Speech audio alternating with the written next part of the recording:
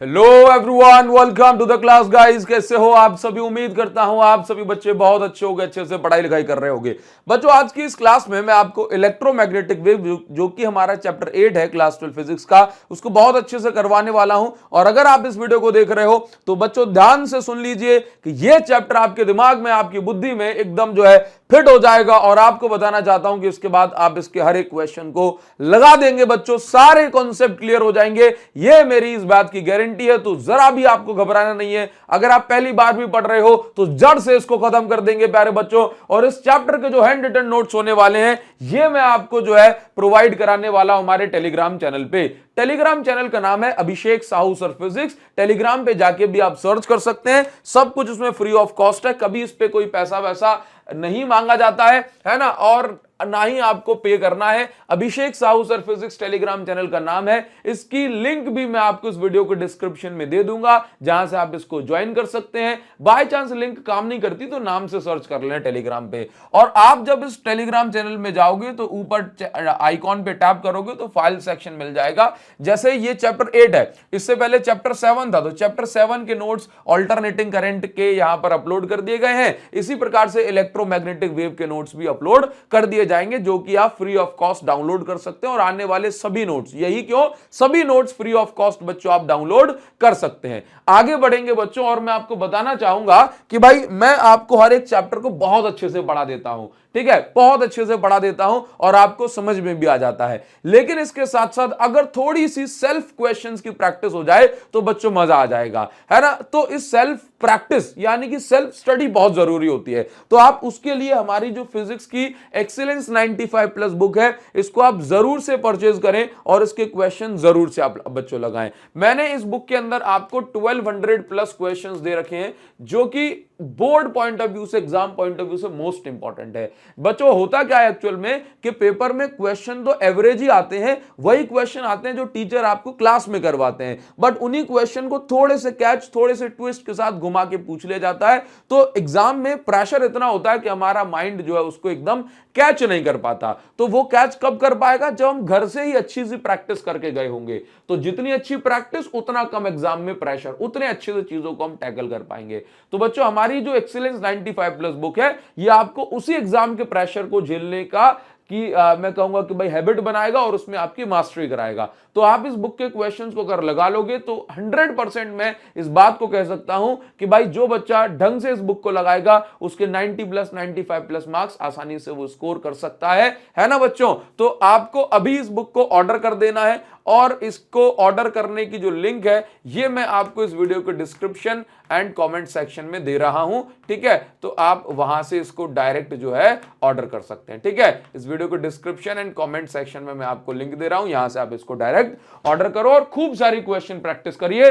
So that physics में आपको बच्चों मजा आ जाए। चलिए आगे बढ़ेंगे और इस चैप्टर का मजा आपको दिलाते हैं, क्योंकि भाई बच्चों इस चैप्टर का नाम है इलेक्ट्रोमैग्नेटिक वेव। तो मैं आपको सबसे पहले यह बताना चाहता हूं कि वेव आखिरकार क्या होती हैं। तो वेव होती है एनर्जी कैरियर। मतलब मान लो कि आपके पास ना ये ऐसे तालाब सा पड़ा हुआ है कहीं, ठीक है, ये ऐसे तालाब सा है, पानी भरा हुआ है, और यहां पर जो है ना एक पानी की खाली सी बोतल जो है पड़ी हुई है, ठीक है, प्लास्टिक की। मान लो कि आपने यहां पर एक पत्थर ड्रॉप किया। अब पत्थर मैंने यहां पे ड्रॉप किया, पानी में बनी वेव, और उस पानी में जो वेव बनी उसके कारण ये बोतल हिलने लगी। इसका मतलब है कि बोतल हिली मतलब कहीं से एनर्जी आई। वो एनर्जी कौन लेके आई? बोला वो एनर्जी वेव लेके आई। तो इसका मतलब वेव क्या कैरी कर रही है? बोला एनर्जी कैरी कर रही है। इस वेव ने पत्थर से आगे तक एनर्जी ट्रांसफर कर दी। मैंने किसी को फोन लगाया, मैंने कहा हेलो, सामने से आवाज आई हेलो, कौन बोल रहे हैं? मैंने कहा आप बताइए, फोन तो मैंने लगाया था लेकिन बताना आपको पड़ेगा, है कि नहीं? उन्होंने कहा फोन रख, ठीक है। तो इसका मतलब क्या हुआ? इसका मतलब यह हुआ कि भाई साहब जो मैंने हेलो बोला वो सामने तक पहुंच गया। दैट मींस मेरी जो साउंड एनर्जी है, मेरी जो एनर्जी है वो वहां तक ट्रांसफर हो गई। किसने की? बोला वेव ने। कौन सी वेव ने? इलेक्ट्रोमैग्नेटिक वेव ने। तो बच्चों वेव कोई भी हो, एनर्जी ट्रांसफर करना, एनर्जी को एक जगह से दूसरी जगह तक पहुंचाना, ये वेव्स का काम होता है। तो बच्चों वेव जो होती हैं वो दो टाइप की होती हैं, एक है आपकी मैकेनिकल वेव और दूसरी होती है इलेक्ट्रोमैग्नेटिक वेव। मैकेनिकल वेव बच्चों वो होती है जिनको आगे बढ़ने के लिए कोई ना कोई मीडियम चाहिए ही होता है, ये वैक्यूम में ट्रैवल नहीं कर सकती हैं। जैसे साउंड वेव मैकेनिकल वेव का एग्जांपल है, मैकेनिकल वेव का एक टाइप हो गया, है ना। जैसे अगर मैं बोलूं लेकिन कोई मीडियम ना हो, कोई एयर ना हो, कोई मीडियम ना हो, वैक्यूम हो सिर्फ, तो ये वेव आगे नहीं बढ़ सकती। जबकि इलेक्ट्रोमैग्नेटिक वेव वो होती हैं जिनको आगे बढ़ने के लिए कोई मीडियम नहीं चाहिए होता, ये अगर वैक्यूम में है तो वैक्यूम में भी ट्रैवल कर जाती हैं, है ना। तो इसका अर्थ ये हो गया बच्चों कि इलेक्ट्रोमैग्नेटिक वेव वो है जिनको आगे बढ़ने के लिए कोई मीडियम नहीं चाहिए। आगे बढ़ने को फिजिक्स की भाषा में प्रोपेगेट कहा जाता है और इलेक्ट्रोमैग्नेटिक वेव को आगे बढ़ने के लिए मीडियम चाहिए होता है। अगर हम बात करें मैकेनिकल वेव कैसे बनती है, तो किसी भी मीडियम में अगर आप डिस्टरबेंस करेंगे, जैसे मान लीजिए मेरे वोकल कॉर्ड्स यानी कि गला जो है ये एयर में डिस्टरबेंस कर रहा है जिससे आवाज बन रही है। अगर मैं पानी में पत्थर डाल दूंगा तो पानी में डिस्टरबेंस होगा, उससे वेव बनेगी। तो जब हम किसी मीडियम में डिस्टरबेंस करते हैं तब जाकर के मैकेनिकल वेव पैदा होती है।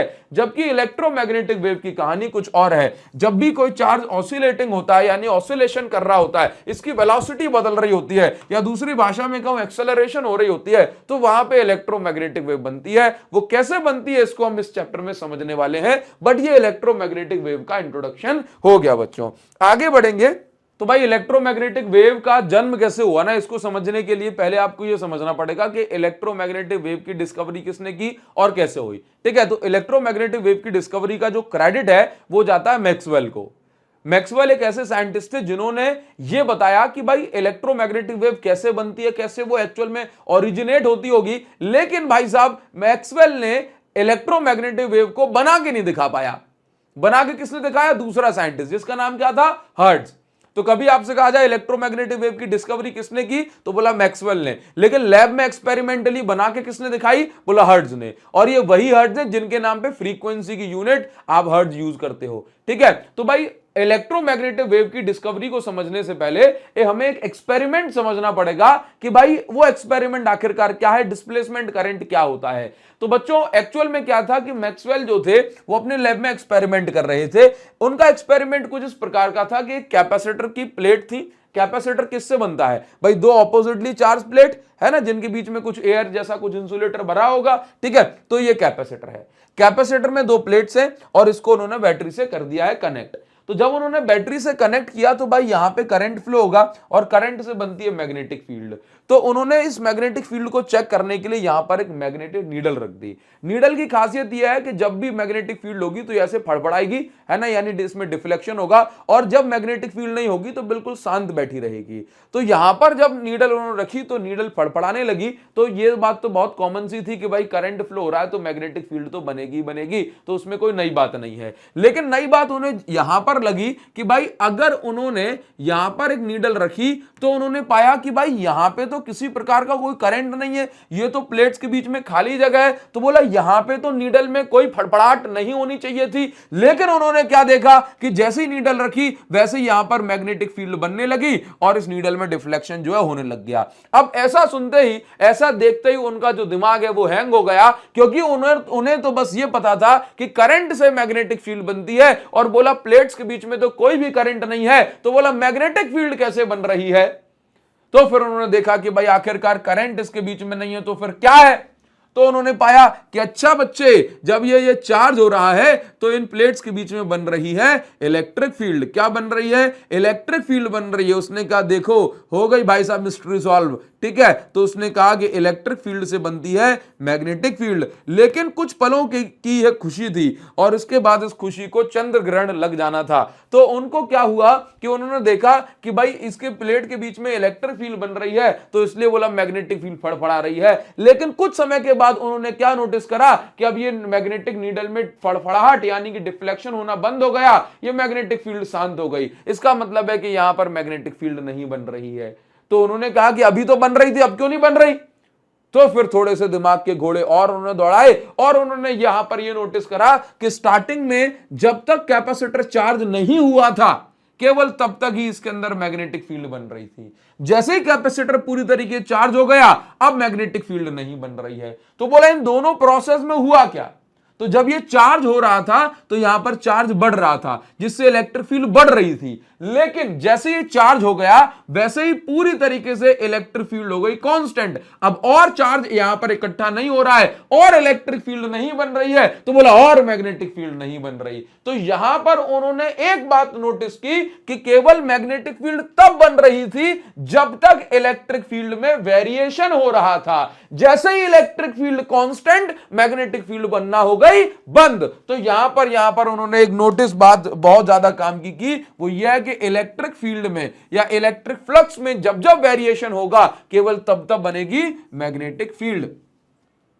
तो यहां पर एक इंपॉर्टेंट बात हमें पता पड़ी कि इलेक्ट्रिक फील्ड में चेंज होने से भी, देखो इलेक्ट्रिक फील्ड में क्या हो रहा है, वेरिएशन, यानी कि इलेक्ट्रिक फील्ड जब जब चेंज हो रही थी केवल तब तभी मैग्नेटिक फील्ड बन रही थी। जैसे electric field constant, magnetic field अब नहीं बन रही। ये तो बहुत इंपॉर्टेंट बात हमने सीखी, ये तो हमने बहुत ज्यादा इंपॉर्टेंट बात सीख ली। अच्छा, और इसके पहले ना हम एक बात भी तो जानते थे कि मैग्नेटिक फील्ड से भी तो, और इसके पहले अभी हमने क्या पढ़ा, बोला इलेक्ट्रिक फील्ड से क्या बनती है, बोला मैग्नेटिक फील्ड बनती है। अच्छा बच्चों, तो बोला मैग्नेटिक फील्ड से भी तो इलेक्ट्रिक फील्ड बनती होगी। तो हमने क्या पढ़ा कि बोला मैग्नेटिक फील्ड में जब जब चेंज होता है, हमने चैप्टर नंबर 6 में क्या पढ़ा था, हमने चैप्टर 6 में यह पढ़ा था कि जब जब मैग्नेटिक फ्लक्स में चेंज होगा तब तब बनेगा करंट। क्या बनेगा, करंट। और बच्चों करंट जब बनता है ना तो कंडक्टर के अंदर हमेशा इलेक्ट्रिक फील्ड बनती है। कंडक्टर के अंदर हमेशा क्या बनती है, इलेक्ट्रिक फील्ड। वही इलेक्ट्रिक फील्ड इन इलेक्ट्रॉन्स को पकड़ के खींच के लेके आती है। आपने ड्रिफ्ट वेलोसिटी का फॉर्मूला पढ़ा है, ई टाउ एम। तो इसका मतलब यह है कि जब इलेक्ट्रिक फील्ड बनती है केवल तभी इलेक्ट्रॉन खिसकते हैं और केवल तभी बनता है करंट। ठीक है बच्चों, तो आपको हमेशा याद रखनी है कि जब जब मैग्नेटिक फ्लक्स में चेंज होता है तब तब जो है करंट बनता है। और करंट बनता है कब, जब कंडक्टर के अंदर इलेक्ट्रिक फील्ड बनती है, केवल तो ही करंट बन पाएगा, नहीं तो नहीं बन पाएगा। बच्चों ये बात आपको ध्यान रखना है। और मुझे पता है कि बहुत सारे बच्चे कह रहे होंगे कि सर कंडक्टर के अंदर तो इलेक्ट्रिक फील्ड जीरो होती है। बच्चों वो होती है जब हम चार्ज देते हैं, तब जब करंट फ्लो हो रहा होता है ना तो कंडक्टर के अंदर इलेक्ट्रिक फील्ड बनती है। अगर इलेक्ट्रिक फील्ड नहीं बनेगी तो इलेक्ट्रॉन को कोई खींच के कोई माइकल ला नहीं सकता। तो आपको दो बातें यहां पर याद रखनी है कि जब जब इलेक्ट्रिक फ्लक्स में यानी कि इलेक्ट्रिक फील्ड में वेरिएशन होगा तब तब बनेगी मैग्नेटिक फील्ड, और जब जब मैग्नेटिक फ्लक्स में वेरिएशन होगा तब तब बनेगी इलेक्ट्रिक फील्ड। बच्चों अगर आप ये बात समझ गए ना तो समझ लीजिए कि इलेक्ट्रोमैग्नेटिक वेव का यहां पर शुरुआत हो चुकी है और सारा कॉन्सेप्ट आपके दिमाग में बैठ गया। बस आपको एक बात याद रखनी है कि जब जब इलेक्ट्रिक फ्लक्स में चेंज होगा तब तब बनेगी मैग्नेटिक फील्ड। ठीक है, और जब जब मैग्नेटिक फील्ड में चेंज होगा तब तब बनेगी इलेक्ट्रिक फील्ड। तो इसका मतलब यह हो गया कि अगर हमने चेंजिंग यानी कि बदलती हुई इलेक्ट्रिक फील्ड बना ली तो उससे बदलती हुई मैग्नेटिक फील्ड बन जाएगी, और उस बदलती हुई मैग्नेटिक फील्ड से बदलती हुई इलेक्ट्रिक फील्ड बनेगी, देन उससे मैग्नेटिक फील्ड बनेगी, देन उससे इलेक्ट्रिक फील्ड बनेगी, देन उससे मैग्नेटिक फील्ड बनेगी, और ये प्रोसेस कंटिन्यू चलती ही रहेगी। और इस तरह की वेव को हम बोलते हैं इलेक्ट्रोमैग्नेटिक वेव। बच्चों क्या बोलते हैं, इलेक्ट्रोमैग्नेटिक वेव। ठीक है, वापस आ जाते हैं इस एक्सपेरिमेंट में, और इस एक्सपेरिमेंट में जो नई बात सीखने को मिली वो क्या थी वो मैं आपको बताता हूं। तो भाई मैक्सवेल ने यह बात तो हमें बता दी कि जब जब इलेक्ट्रिक फ्लक्स में चेंज होगा, जब जब इलेक्ट्रिक फील्ड में चेंज होगा तब तब बनेगी मैग्नेटिक फील्ड। तो उसने कहा कि इसका मतलब यह है कि अभी तक जो हम पढ़ते चले आ रहे थे कि करंट से मैग्नेटिक फील्ड बनती है, फिर वो बात तो गलत हो गई, फिर वो नियम तो टूट गया ना। तो फिर उसके दिमाग में आई कि नहीं, नियम नहीं टूटा, यहां पे बस करंट ने अपने रूप बदला है और कुछ नहीं किया। यहां पे नियम नहीं टूटा, करंट ने बस अपना रूप बदला है और कुछ नहीं हुआ। जरा सोच के देखो कि भाई साहब हमारे पास जो है ना, मान के देखो कि यहां पर ये खाली रोड पड़ी थी भाई, ये सिर्फ एक ही रूट है और कोई रूट नहीं और कोई रास्ता नहीं। ये चलो ये पाइप मान लो, पाइप है, ठीक है, इस पाइप में पानी बह रहा है। क्या बह रहा है, पानी बह रहा है, पानी बह रहा है, ये पानी बह रहा है, पानी बह रहा है। ठीक है, अब ये पानी जो है यहां से यहां पहुंच गया। तो क्या ये पॉसिबल है, क्या ये बच्चों पॉसिबल है कि ये पानी यहां से आर पार ना जाए और सीधा यहां पहुंच जाए? नहीं सर, नहीं पॉसिबल है। ये पानी अगर इस डायरेक्शन में फ्लो हो रहा है और यहां से यहां पहुंच गया तो ऐसा हो नहीं सकता कि बीच में से ये पानी ना गया हो। ये पानी जरूर गया होगा, चाहे ये वेपर बन के क्यों ना जो उड़ गया हो और यहां पहुंच गया हो, लेकिन यहां से पानी जरूर ट्रांसफर हुआ होगा। ऐसा ये तो इससे इस तरीके से तो कंटिन्यूटी का नियम ही टूट जाएगा। ऐसा कैसे हो सकता है कि आप जरा ऐसे सोच के देखो ना कि भाई कैसे हो सकता है कि भाई आप सोचो कि यहां पे जो है 5 किलो आलू थे, ठीक है, ये जगह खाली थी। अब ये आलू ढड़कते ढड़कते यहां आ गए, अब ये 5 किलो आलू यहां पहुंच गए। तो भाई ये गए तो बीच वाले रास्ते में से होंगे ना। हो सकता है कि हमने देख ना पाया हो सकता है हमने पहचान ना पाया हो, अरे कुछ भी हो सकता है, लेकिन आलू जाएंगे तो यहीं से जाएंगे। तो मैक्सवेल ने भी यही कहा कि भाई करंट यहां से जा रहा है, बीच में खाली जगह है, तो यहां पे करंट ने अपना रूप बदल दिया, बस गया तो यहीं से होगा। जब रास्ता एक है तो जाना तो इसको यहीं से पड़ेगा, बस उसने अपना रूप बदल दिया है। और इस नए रूप ऑफ करंट को उसने नाम दिया डिस्प्लेसमेंट करंट। क्या नाम दिया? बोला डिस्प्लेसमेंट करंट। बोला मैं कहता हूं कि आज से एक नए प्रकार का करंट भी दुनिया में आ गया है और हम उसको बोल रहे हैं डिस्प्लेसमेंट करंट। बच्चों देखो बच्चों क्या है, उसने कहा कि अब मान लो कि करंट दो टाइप के होते हैं। उसने कहा करंट दो टाइप के होते हैं। बोला एक तो हो गया कंडक्शन करंट, ये वो करंट है जो तारों में फ्लो होता है, वायरों में फ्लो होता है, कंडक्टर में फ्लो होता है। और एक वो करंट है जो कि इलेक्ट्रिक फील्ड के वेरिएशन से बनता है, कैपेसिटर की प्लेट्स के बीच में बनता है। और इस करंट को हम नाम देते हैं डिस्प्लेसमेंट करंट। क्या नाम देते हैं? Displacement current. उसने कहा कि भाई साहब अगर 5 एंपियर यहां से आया है और वापस से 5 एंपियर यहां मिल गया, तो भाई साहब बीच में क्या था? कद्दू? नहीं, तो क्या था? बोला करंट ही तो होगा, बस ने अपना रूप बदल दिया बच्चों। और नेचर में, दुनिया में रूप बदले जाते हैं। जैसे हम देखते हैं ना कि हमारी बॉडी में करंट फ्लो हो रहा होता है, मतलब नर्व्स में क्या है? करंट फ्लो हो रहा है, लेकिन नर्व्स के बीच में क्या है? साइनेप्स, गैप है। तो जो करंट जो होता है वो न्यूरोट्रांसमीटर के फॉर्म में अपना रूप बदल लेता है, फिर वापस से जब नर्व्स में जाता है तो फिर करंट इलेक्ट्रिकल इंपल्स बन जाता है। तो यहां पर भी तो रूप बदला गया। और कहा गया कि भाई अब सुन लो, दुनिया में एक बात याद रख लो कि अब करंट जो है वो दो टाइप का हो गया। एक वो करंट जो तारों में फ्लो होता है, उसको हम कंडक्शन करंट बोलते हैं, है ना, फ्लोज इन कंडक्टर। और एक वो करंट जो इलेक्ट्रिक फील्ड की वेरिएशन से बनता है, उसको हम बोलते हैं डिस्प्लेसमेंट करंट। तो टोटल करंट जो बन गया दैट इज आपका आईसी, यानी conduction current plus displacement current. तो सर डिस्प्लेसमेंट करंट का फॉर्मूला क्या होगा? यहां देखो बच्चा कोने में, तो क्या लिखा है? Displacement current is equal to epsilon nought d phi E by d t. Epsilon nought medium की परमिटिविटी, डी फाई यानी कि इलेक्ट्रिक फ्लक्स में change with time, with change in time. तो I D is equal to epsilon nought d phi by d t. इस पर base question भी करेंगे, लेकिन अभी अपन लेक्चर के फ्लो को बदलेंगे नहीं। ठीक है बच्चों, आगे बढ़ जाएंगे। और अब मैं आपको मैक्सवेल की दी गई चार जो है छोटी छोटी सी जादू की झप्पी के बारे में बताना चाहता हूं। मैक्सवेल ने थोड़ा सा और काम किया, ऑल्दो यहां पर से कुछ क्वेश्चन खास नहीं पूछे जाते। मैक्सवेल की जो फोर्थ इक्वेशन है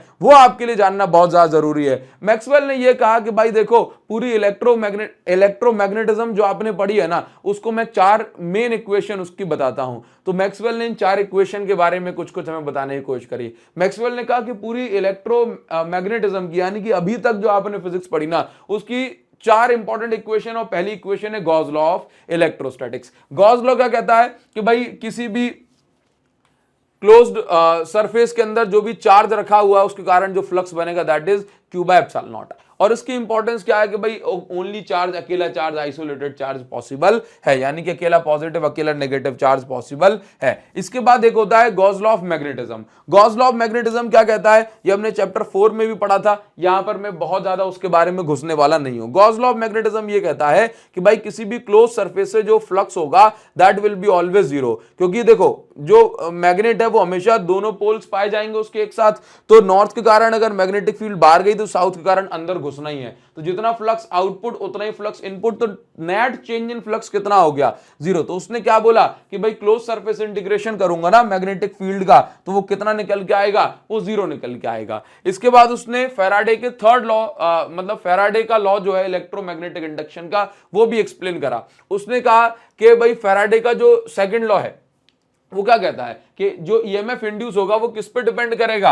rate of change of magnetic flux. ठीक है, तो उसने कहा कि ईएमएफ को मैं ऐसे लिख सकता हूं E vector dot DL vector, और फाई बी को मैं ऐसे लिख सकता हूं B vector dot DS vector. तो इसने क्या किया? इसका मॉडिफाइड फॉर्म बना दिया इस इक्वेशन का। और मैं कहूं कि भाई क्वेश्चन नहीं पूछा जाता, दिमाग पे लोड मत लेना। ठीक है, इसके बाद हाँ ये जरूर है, इसका जो फॉर्म है वो जरूर आपसे पूछा जाएगा। इसमें आपसे कहा गया modified form of ampere circuital law. Ampere circuital law में कुछ उसने मॉडिफिकेशन किए, और वो मॉडिफिकेशन क्या थे, नया रूल क्या बन गया वो समझिए। एम्पियर सर्किटल लॉ क्या कहता था? एम्पियर सर्किटल लॉ ये कहता था कि किसी भी क्लोज लूप से के अंदर से कितना करंट पास हो रहा है, उससे हम निकाल सकते हैं मैग्नेटिक फील्ड। क्या निकाल सकते हैं? Magnetic field.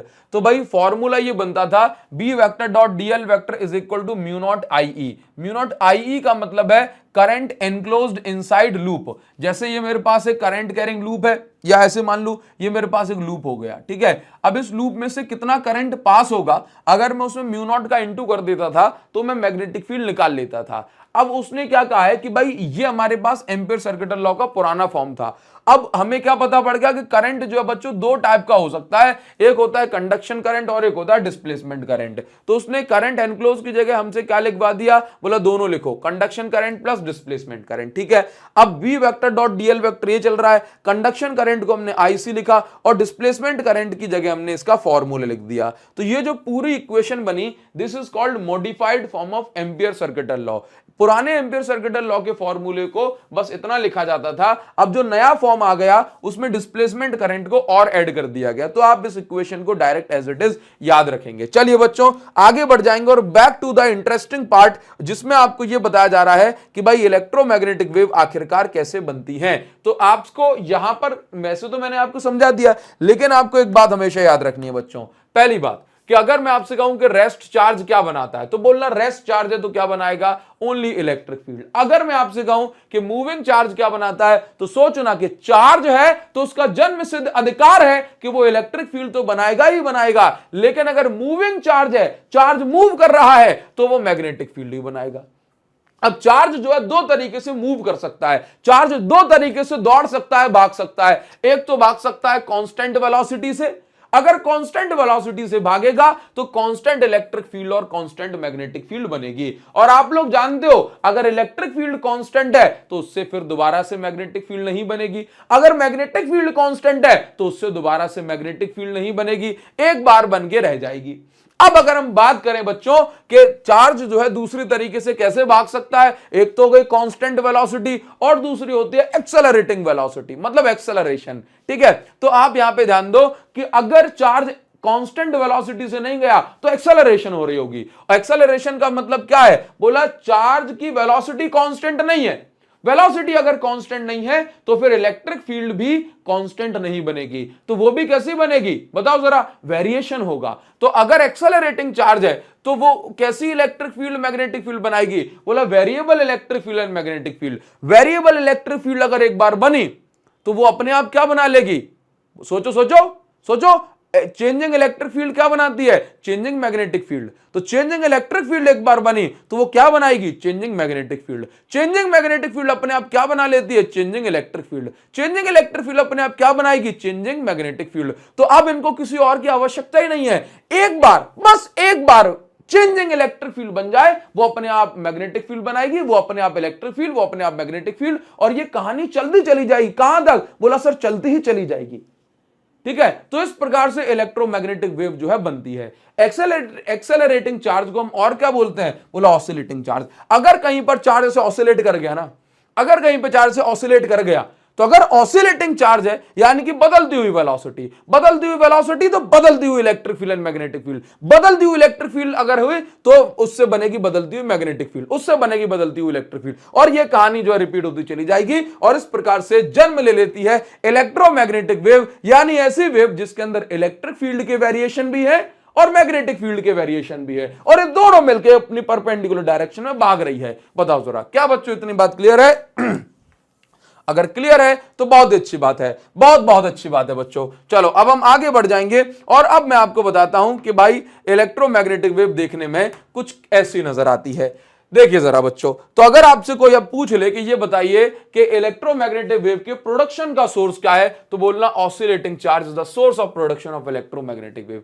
ऑसिलेटिंग चार्ज क्या बनाता है, बोला variable electric field and magnetic field. अब हम बात करेंगे electric field and magnetic field की, तो बच्चों एक बात हमेशा याद रख लीजिए कि इलेक्ट्रिक फील्ड के वेरिएशन अगर एक्स एक्सिस में है, मैग्नेटिक फील्ड के वेरिएशन अगर वाई एक्सिस में है, तो दोनों वेरिएशन मिलकर जेड एक्सिस में भागेंगे। कहां भागेंगे, जेड एक्सिस में भागेंगे। यानी कि इलेक्ट्रोमैग्नेटिक वेव में इलेक्ट्रिक फील्ड के वेरिएशन, मैग्नेटिक फील्ड के वेरिएशन परपेंडिकुलर होंगे और इनके भागने की डायरेक्शन दोनों के परपेंडिकुलर होगी। ऐसी वेव को हम बोलते हैं ट्रांसवर्स वेव। क्या बोलते हैं बच्चों? Transverse wave. यानी कि इलेक्ट्रिक फील्ड एक्स एक्सिस में, मैग्नेटिक फील्ड वाई एक्सिस में, दोनों मिलकर जा रहे हैं जेड एक्सिस में। सिंपल सी बात। ऐसी वेव को हम बोलते हैं ट्रांसवर्स वेव, जिसमें वाइब्रेशन एक दूसरे के परपेंडिकुलर हो और इनके आगे बढ़ने की डायरेक्शन उन वाइब्रेशन के भी परपेंडिकुलर हो। तो अगर मैं आपसे ऐसे कह दूं कि ये देखो, इलेक्ट्रिक फील्ड मैंने ग्रीन लाइन से यानी कि वाई एक्सिस में दिखाई है, मैग्नेटिक फील्ड मैंने लेटी हुई दिखाई है यानी जेड एक्सिस में, तो दोनों मिलकर वेव कहां भागेगी? एक्स एक्सिस में।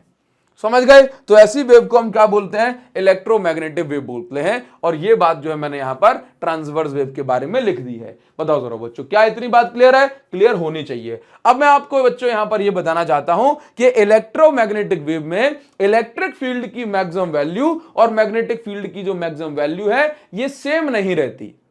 मतलब इलेक्ट्रिक फील्ड का एम्पलीट्यूड बहुत ज्यादा होता है, मैग्नेटिक फील्ड का उससे कम होता है। मतलब इलेक्ट्रिक फील्ड की पीक ज्यादा होगी और मैग्नेटिक फील्ड की पीक यानी कि मैक्सिमम वैल्यू कम होगी। कितनी होगी? तो इलेक्ट्रिक फील्ड और मैग्नेटिक फील्ड का जो रिलेशन है वो आपस में क्या है? बोला इलेक्ट्रिक फील्ड तुम बहुत क्यूट हो। बहुत क्यूट मतलब वेरी क्यूट, बहुत क्यूट मतलब वेरी क्यूट। इलेक्ट्रिक फील्ड कहती है मैग्नेटिक फील्ड से you are very cute, very cute, है ना। तो इसका मतलब E is equal to B C, है ना। अगर E नॉट की बात करें तो E nought is equal to B nought into C. ठीक है, इसी प्रकार से मैग्नेटिक फील्ड का फॉर्मूला बन गया। ध्यान रखोगे आप लोग। चलिए अब हम बात करेंगे इलेक्ट्रोमैग्नेटिक वेव की प्रॉपर्टीज के बारे में। तो अगर बच्चों मैं आपसे ये कहूं कि इलेक्ट्रोमैग्नेटिक वेव की पहली प्रॉपर्टी क्या कहती है, तो पहली देखो ये तो डेफिनेशन हो गई कि वो वेव है जो कि वैक्यूम में भी ट्रैवल कर सकती है। दूसरी बात आपको क्या है, पहली प्रॉपर्टीज में बात करूंगा, बोला ये वैक्यूम में ट्रैवल कर सकती है। उसके बाद वैक्यूम में इनकी जो स्पीड होती है हर इलेक्ट्रोमैग्नेटिक वेव की, ये होती है 3 × 10⁸ मीटर पर सेकेंड। और हम इसको कैलकुलेट किस फॉर्मूले से करते हैं? बोला C is equal to 1/√ε0 into mu nought. ठीक है, ये मोस्ट इंपॉर्टेंट फॉर्मूला, आप इसको याद रख लीजिए। ये इलेक्ट्रोमैग्नेटिक वेव की स्पीड को कैलकुलेट करने के लिए यूज होता है बच्चों। अच्छा, इसके बाद मैं आपको यहां पर ये बताना चाहता हूं, अगर मीडियम में हम बात करें कि मीडियम में इलेक्ट्रोमैग्नेटिक वेव की स्पीड क्या होगी, तो ये हो गई c मतलब स्पीड ऑफ लाइट, और ये हो गई मीडियम में इलेक्ट्रोमैग्नेटिक वेव की स्पीड। ठीक है, ये मीडियम में होगा, रिलेटिव परमिएबिलिटी और रिलेटिव परमिटिविटी। क्लियर है? ये हो गई। ये क्या है? बोला स्पीड ऑफ लाइट या speed of electromagnetic wave in vacuum. ठीक है, और ये हो गई, चलो मीडियम में। ठीक है, ये फॉर्मूला बन जाता है ना। इलेक्ट्रोमैग्नेटिक वेव कैसी वेव है? ट्रांसवर्स वेव है। ट्रांसवर्स वेव में मैंने आपको बताया कि electric field magnetic field let से एक्स और वाई एक्सिस में होंगी, तो ये दोनों मिलके जाएंगी कहां? बोला जेड एक्सिस में। तो ऐसी वेव जिसमें फील्ड एक दूसरे के परपेंडिकुलर हो और इनके आगे बढ़ने की डायरेक्शन दोनों फील्ड के परपेंडिकुलर हो, उसको हम बोलते हैं इलेक्ट्रोमैग्नेटिक, उसको हम बोलते हैं ट्रांसवर्स वेव। इलेक्ट्रोमैग्नेटिक वेव हम इतना तो समझा दिया मैंने आपको कि एनर्जी कैरी करती है। ठीक है, आगे मैं आपको यह भी पढ़ा दूंगा कि इलेक्ट्रोमैग्नेटिक वेव मोमेंटम भी कैरी करती है। ठीक है, इसके बाद इलेक्ट्रोमैग्नेटिक वेव पे किसी प्रकार का कोई चार्ज नहीं होता, दे आर चार्जलेस वेव। और अगर इन पे कोई चार्ज नहीं है तो इनको electric field, external electric field apply करो या एक्सटर्नल मैग्नेटिक फील्ड अप्लाई करो, इसको कोई फर्क नहीं पड़ता है। आप चाहो तो स्क्रीनशॉट ले सकते हो और आप चाहो तो टेलीग्राम से भी नोट्स डाउनलोड कर लेना। टेलीग्राम चैनल की लिंक मैंने आपको इस वीडियो को डिस्क्रिप्शन में दी है। और खूब सारे क्वेश्चन प्रैक्टिस करने के लिए आपको हमारी जो एक्सीलेंस 95+ बुक है, इसका सहारा ले लेना चाहिए बच्चों। ठीक है, चलो हम आगे बढ़ेंगे और आपको ले चलते हैं नेक्स्ट इक्वेशंस के बारे में। तो बच्चों, तो भाई अभी मैं आपको बताना चाहता हूं कि इलेक्ट्रोमैग्नेटिक वेव जो है ये इलेक्ट्रिक फील्ड और मैग्नेटिक फील्ड दोनों से मिलकर बनी है। ठीक है, तो इलेक्ट्रिक फील्ड की कुछ इक्वेशन होती है, यानी कि इलेक्ट्रिक फील्ड किसी पर्टिकुलर पॉइंट पर किसी पर्टिकुलर टाइम पर कितनी है उसको भी हम एक इक्वेशन से रिप्रेजेंट करते हैं, मैग्नेटिक फील्ड को भी हम रिप्रेजेंट करते हैं। क्योंकि इलेक्ट्रिक फील्ड और मैग्नेटिक फील्ड दोनों इसी प्रकार से वेरी करती है ना, तो इस टाइप की वेव को हम साइन फंक्शन से रिप्रेजेंट कर सकते हैं या कॉस फंक्शन से भी कर सकते हैं। बस साइन फंक्शन और कॉस फंक्शन में अंतर ये होता है कि साइन वेव जो स्टार्ट होती है ना वो यहां पे 0 से स्टार्ट होती है, और कॉस वेव जो स्टार्ट होती है वो कुछ इस प्रकार से स्टार्ट होती है। तो वेव दोनों एक ही है, चाहे यहां पर कॉस लगा हो या साइन लगा हो, एक ही बात है, कोई फर्क नहीं पड़ता। अच्छा है ना, तो आपको मैं यहां पर ये बताना चाहता हूं कि भाई कभी भी आप ऐसे साइन की जगह कॉस देख लो तो भी ठीक है और साइन देख लो तो भी ठीक है। ठीक है बच्चों, इसके बाद जैसे E is equal to E nought sine के z plus minus omega t, ये लिखा हुआ है। कोई भी इक्वेशन आपको दी जाएगी तो उसमें प्लस भी लगा हो सकता है, माइनस भी, इसलिए दोनों चीजें यहां पर लगा दी हैं। अब इस इक्वेशन में जो चीजें लिखी गई हैं उसका अर्थ मैं पहले आपको समझाता हूं। सबसे पहले आपको यह बताया जा रहा है कि ये जो इक्वेशन है ये इलेक्ट्रिक फील्ड को रिप्रेजेंट कर रही है, ठीक है, लेकिन इसमें जो के जेड लगा हुआ है, के साथ जो टर्म लगा होता है वो हमें बताता है कि जो वेव है वो किस एक्सिस में जा रही है, और जो प्लस माइनस है वो हमें बताता है कि पॉजिटिव एक्सिस में है कि नेगेटिव एक्सिस में है। तो यहां पर ये समझिए कि अगर बीच में प्लस लगा हुआ है तो इसका मतलब है कि वेव जा रही है नेगेटिव एक्सिस में, अगर बीच में माइनस लगा हुआ है तो इसका अर्थ यह है कि वेव जा रही है पॉजिटिव एक्सिस में, अगर लगा है के जेड तो वेव जा रही है जेड एक्सिस में, अगर लगा है के एक्स तो इलेक्ट्रोमैग्नेटिक वेव जा रही है एक्स एक्सिस में, अगर लगा है के वाई तो भले ही इलेक्ट्रिक फील्ड की हो या मैग्नेटिक फील्ड की, लेकिन ये जो वाई जेड है ये इलेक्ट्रोमैग्नेटिक वेव की जो डायरेक्शन है वो बताती है।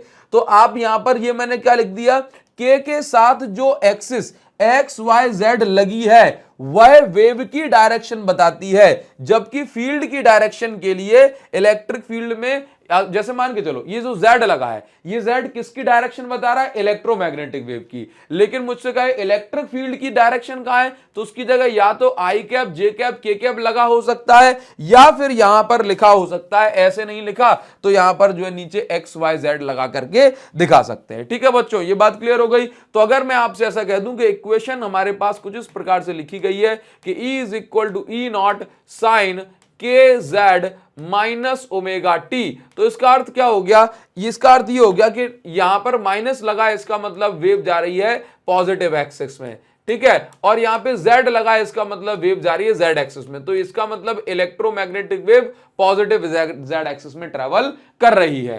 ठीक है, ये बात हो गई। अच्छा, इसके बाद अगर मैंने यहां पर लिख दिया आई कैप, तो जो आई कैप है वो क्या बता रहा है कि इलेक्ट्रोमैग्नेटिक वेव तो पॉजिटिव z एक्सिस में है, लेकिन आई कैप बता रहा है कि इलेक्ट्रिक फील्ड जो है ये x एक्सिस में है।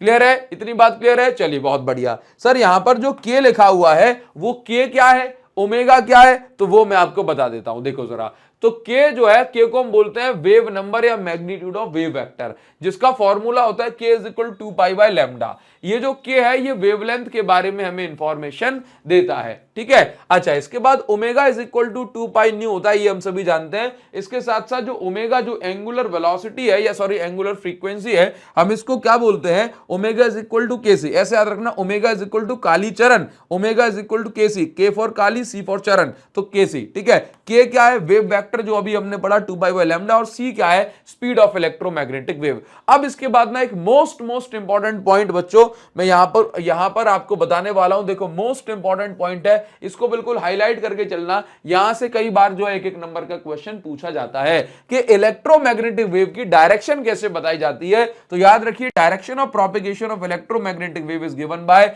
ई क्रॉस बी, यानी कि ई क्रॉस बी से इलेक्ट्रोमैग्नेटिक वेव की हम डायरेक्शन बताते हैं, मतलब हमें क्रॉस प्रोडक्ट करना है। जैसे इलेक्ट्रिक फील्ड, अगर देखो आप लोग समझते हो आई जे के, अगर मैं आई क्रॉस जे करूंगा तो आएगा के, जे क्रॉस के करूंगा तो बचेगा आई, अगर के क्रॉस आई करूंगा तो बचेगा जे, अगर उल्टा चलूंगा तो माइनस साइन लग जाएगा, है ना। अच्छा, तो अगर मुझसे यहां पर सवाल पूछा गया तो मैं उसका जवाब कैसे दूंगा।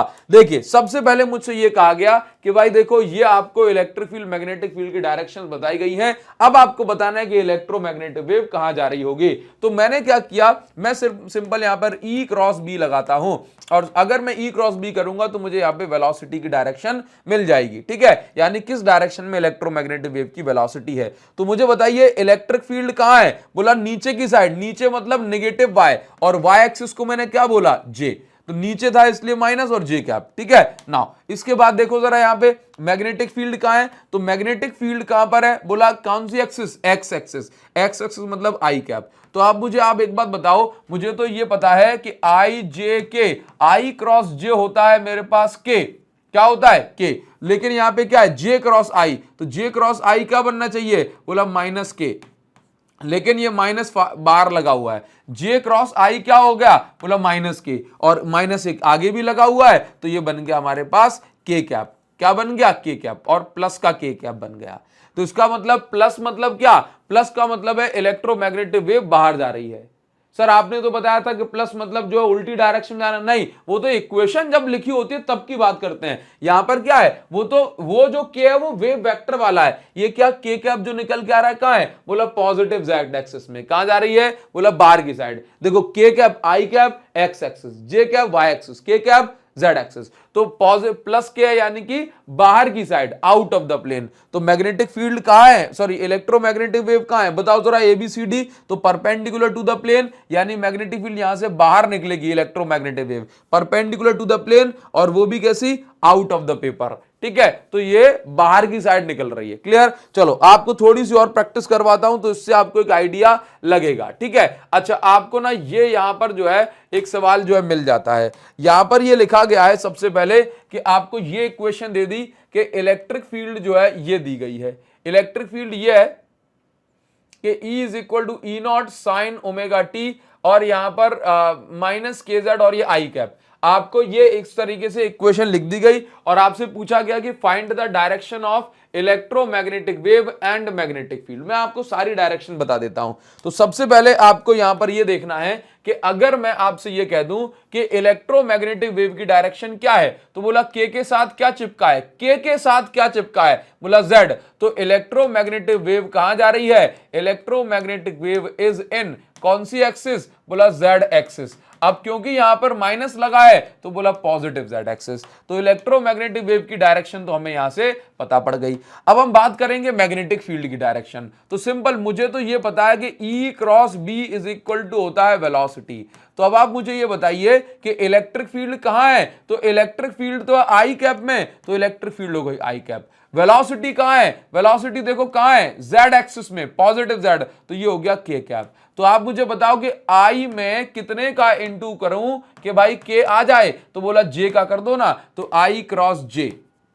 ठीक है, तो ये किसकी डायरेक्शन हो गई, मैग्नेटिक फील्ड की। ये किसकी डायरेक्शन, बोला मैग्नेटिक फील्ड कहां है, बोला ये जेड एक्सिस में। तो अगर मुझे मैग्नेटिक फील्ड की इक्वेशन लिखने को मिल जाए तो लिख सकता हूं, हाँ, B is equal to B naught sine 1000 T, यानी कि ये ओमेगा की जगह लिखा हुआ है 1000 टी माइनस के जेड, और ये कौन सी एक्सिस में है, जे कैप में। तो हमने ये लिख दी। बताओ जरा, ये बात क्लियर है, ठीक है, बहुत बढ़िया।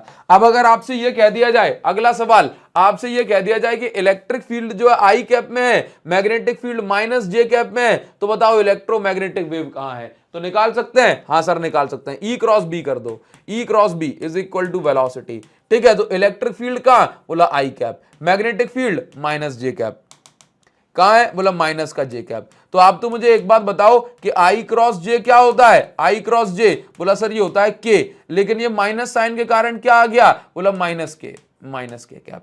ठीक है, तो आई क्रॉस जे बोला के, इसके कारण माइनस के कैप। तो माइनस के कैप का अर्थ क्या हो गया, माइनस के कैप यानी कि नेगेटिव जेड एक्सिस। तो इसको हम क्या बोलेंगे, into the plane, into the plane of paper, plane of paper. भाई सर ये आप इतनी क्यों प्रैक्टिस करवा रहे हो, क्योंकि पूछा जाता है नेगेटिव जेड एक्सिस। ठीक है, नाउ अभी देखिए इसके बाद आपको यहां पर, अब ये आपके लिए होमवर्क बता दूं होमवर्क। अच्छा ये आपके लिए होमवर्क है। अब आपको ये यहां पर क्या दे दी गई, आपको यहां पर इलेक्ट्रिक फील्ड की डायरेक्शन दे दी गई और मैग्नेटिक फील्ड की डायरेक्शन दे दी गई, या सिंपल आपको ऐसे लिख के दे दिया कि भाई ये आपके पास मैग्नेटिक फील्ड है और आपको निकालना है इलेक्ट्रोमैग्नेटिक वेव कहां है और इलेक्ट्रिक फील्ड कहां है। ये आपका होमवर्क है, और ये होमवर्क जो है कमेंट सेक्शन में आपको बताना है कि जल्दी से बताइए इलेक्ट्रोमैग्नेटिक वेव की डायरेक्शन क्या होगी और इलेक्ट्रिक फील्ड की डायरेक्शन क्या होगी। कमेंट सेक्शन में बच्चों आपका वेट कर रहा हूं। अगर नहीं बताओगे तो मुझे लगेगा कि भाई आप पढ़ नहीं रहे हो, मेरी एनर्जी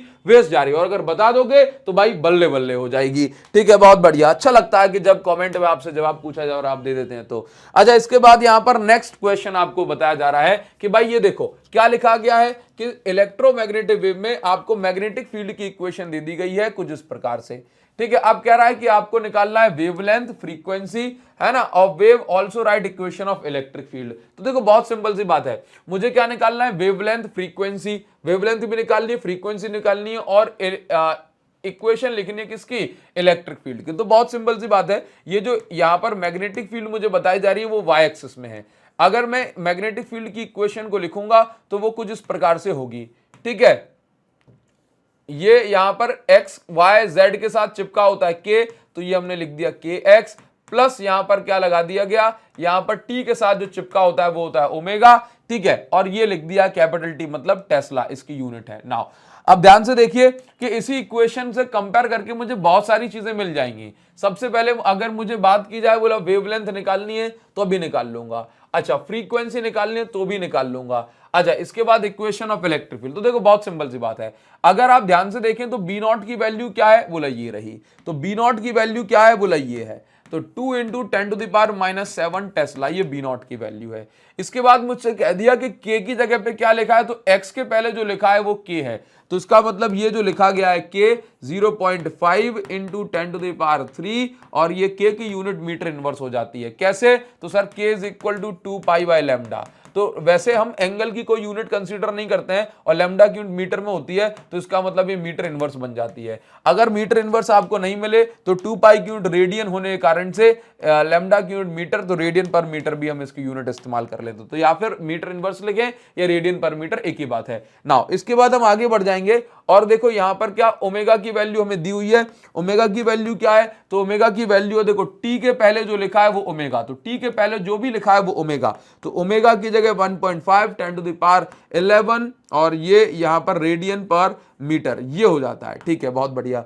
नाउ रेडियन पर सेकेंड ओमेगा की यूनिट, ठीक है। नाउ आगे बढ़ जाएंगे, अब जो हमें निकालना है वो बहुत सिंपल है। सबसे पहले मुझसे अगर ये कह दिया जाए कि भाई मुझे निकालना है यहां पर वेवलेंथ, तो वेवलेंथ के लिए पहली बात, वेवलेंथ अगर मुझे निकालना है तो मैं एक इक्वेशन लगा सकता हूं भाई, क्या बोला, k इज इक्वल टू 2π/λ। तो यहां पर अगर मुझे लैम्डा निकालना तो 2π/k की वैल्यू अगर मैं रख दूंगा तो आंसर आ जाएगा 2π/λ। 2π तो 2 इंटू पाई तो 6.28 आ जाएगा, 2 की वैल्यू 2, पाई की वैल्यू 3.14 और k की वैल्यू क्या है, k की वैल्यू 0.5 इंटू 10⁻3, ठीक है, और ये जो निकल के आएगा that will be in metre inverse, ठीक है। सॉल्व करके आप मुझे बता सकते हैं कि आंसर आपका क्या आ रहा है, ठीक है, आप मुझे सॉल्व करके बता देंगे, चलिए बहुत बढ़िया।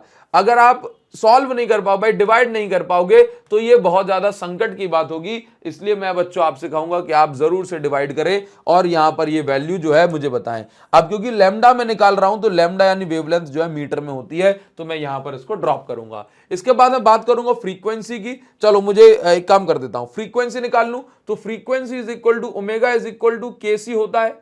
अच्छा चलो मैं ऐसे कर लेता हूं, omega is equal to k c होता है।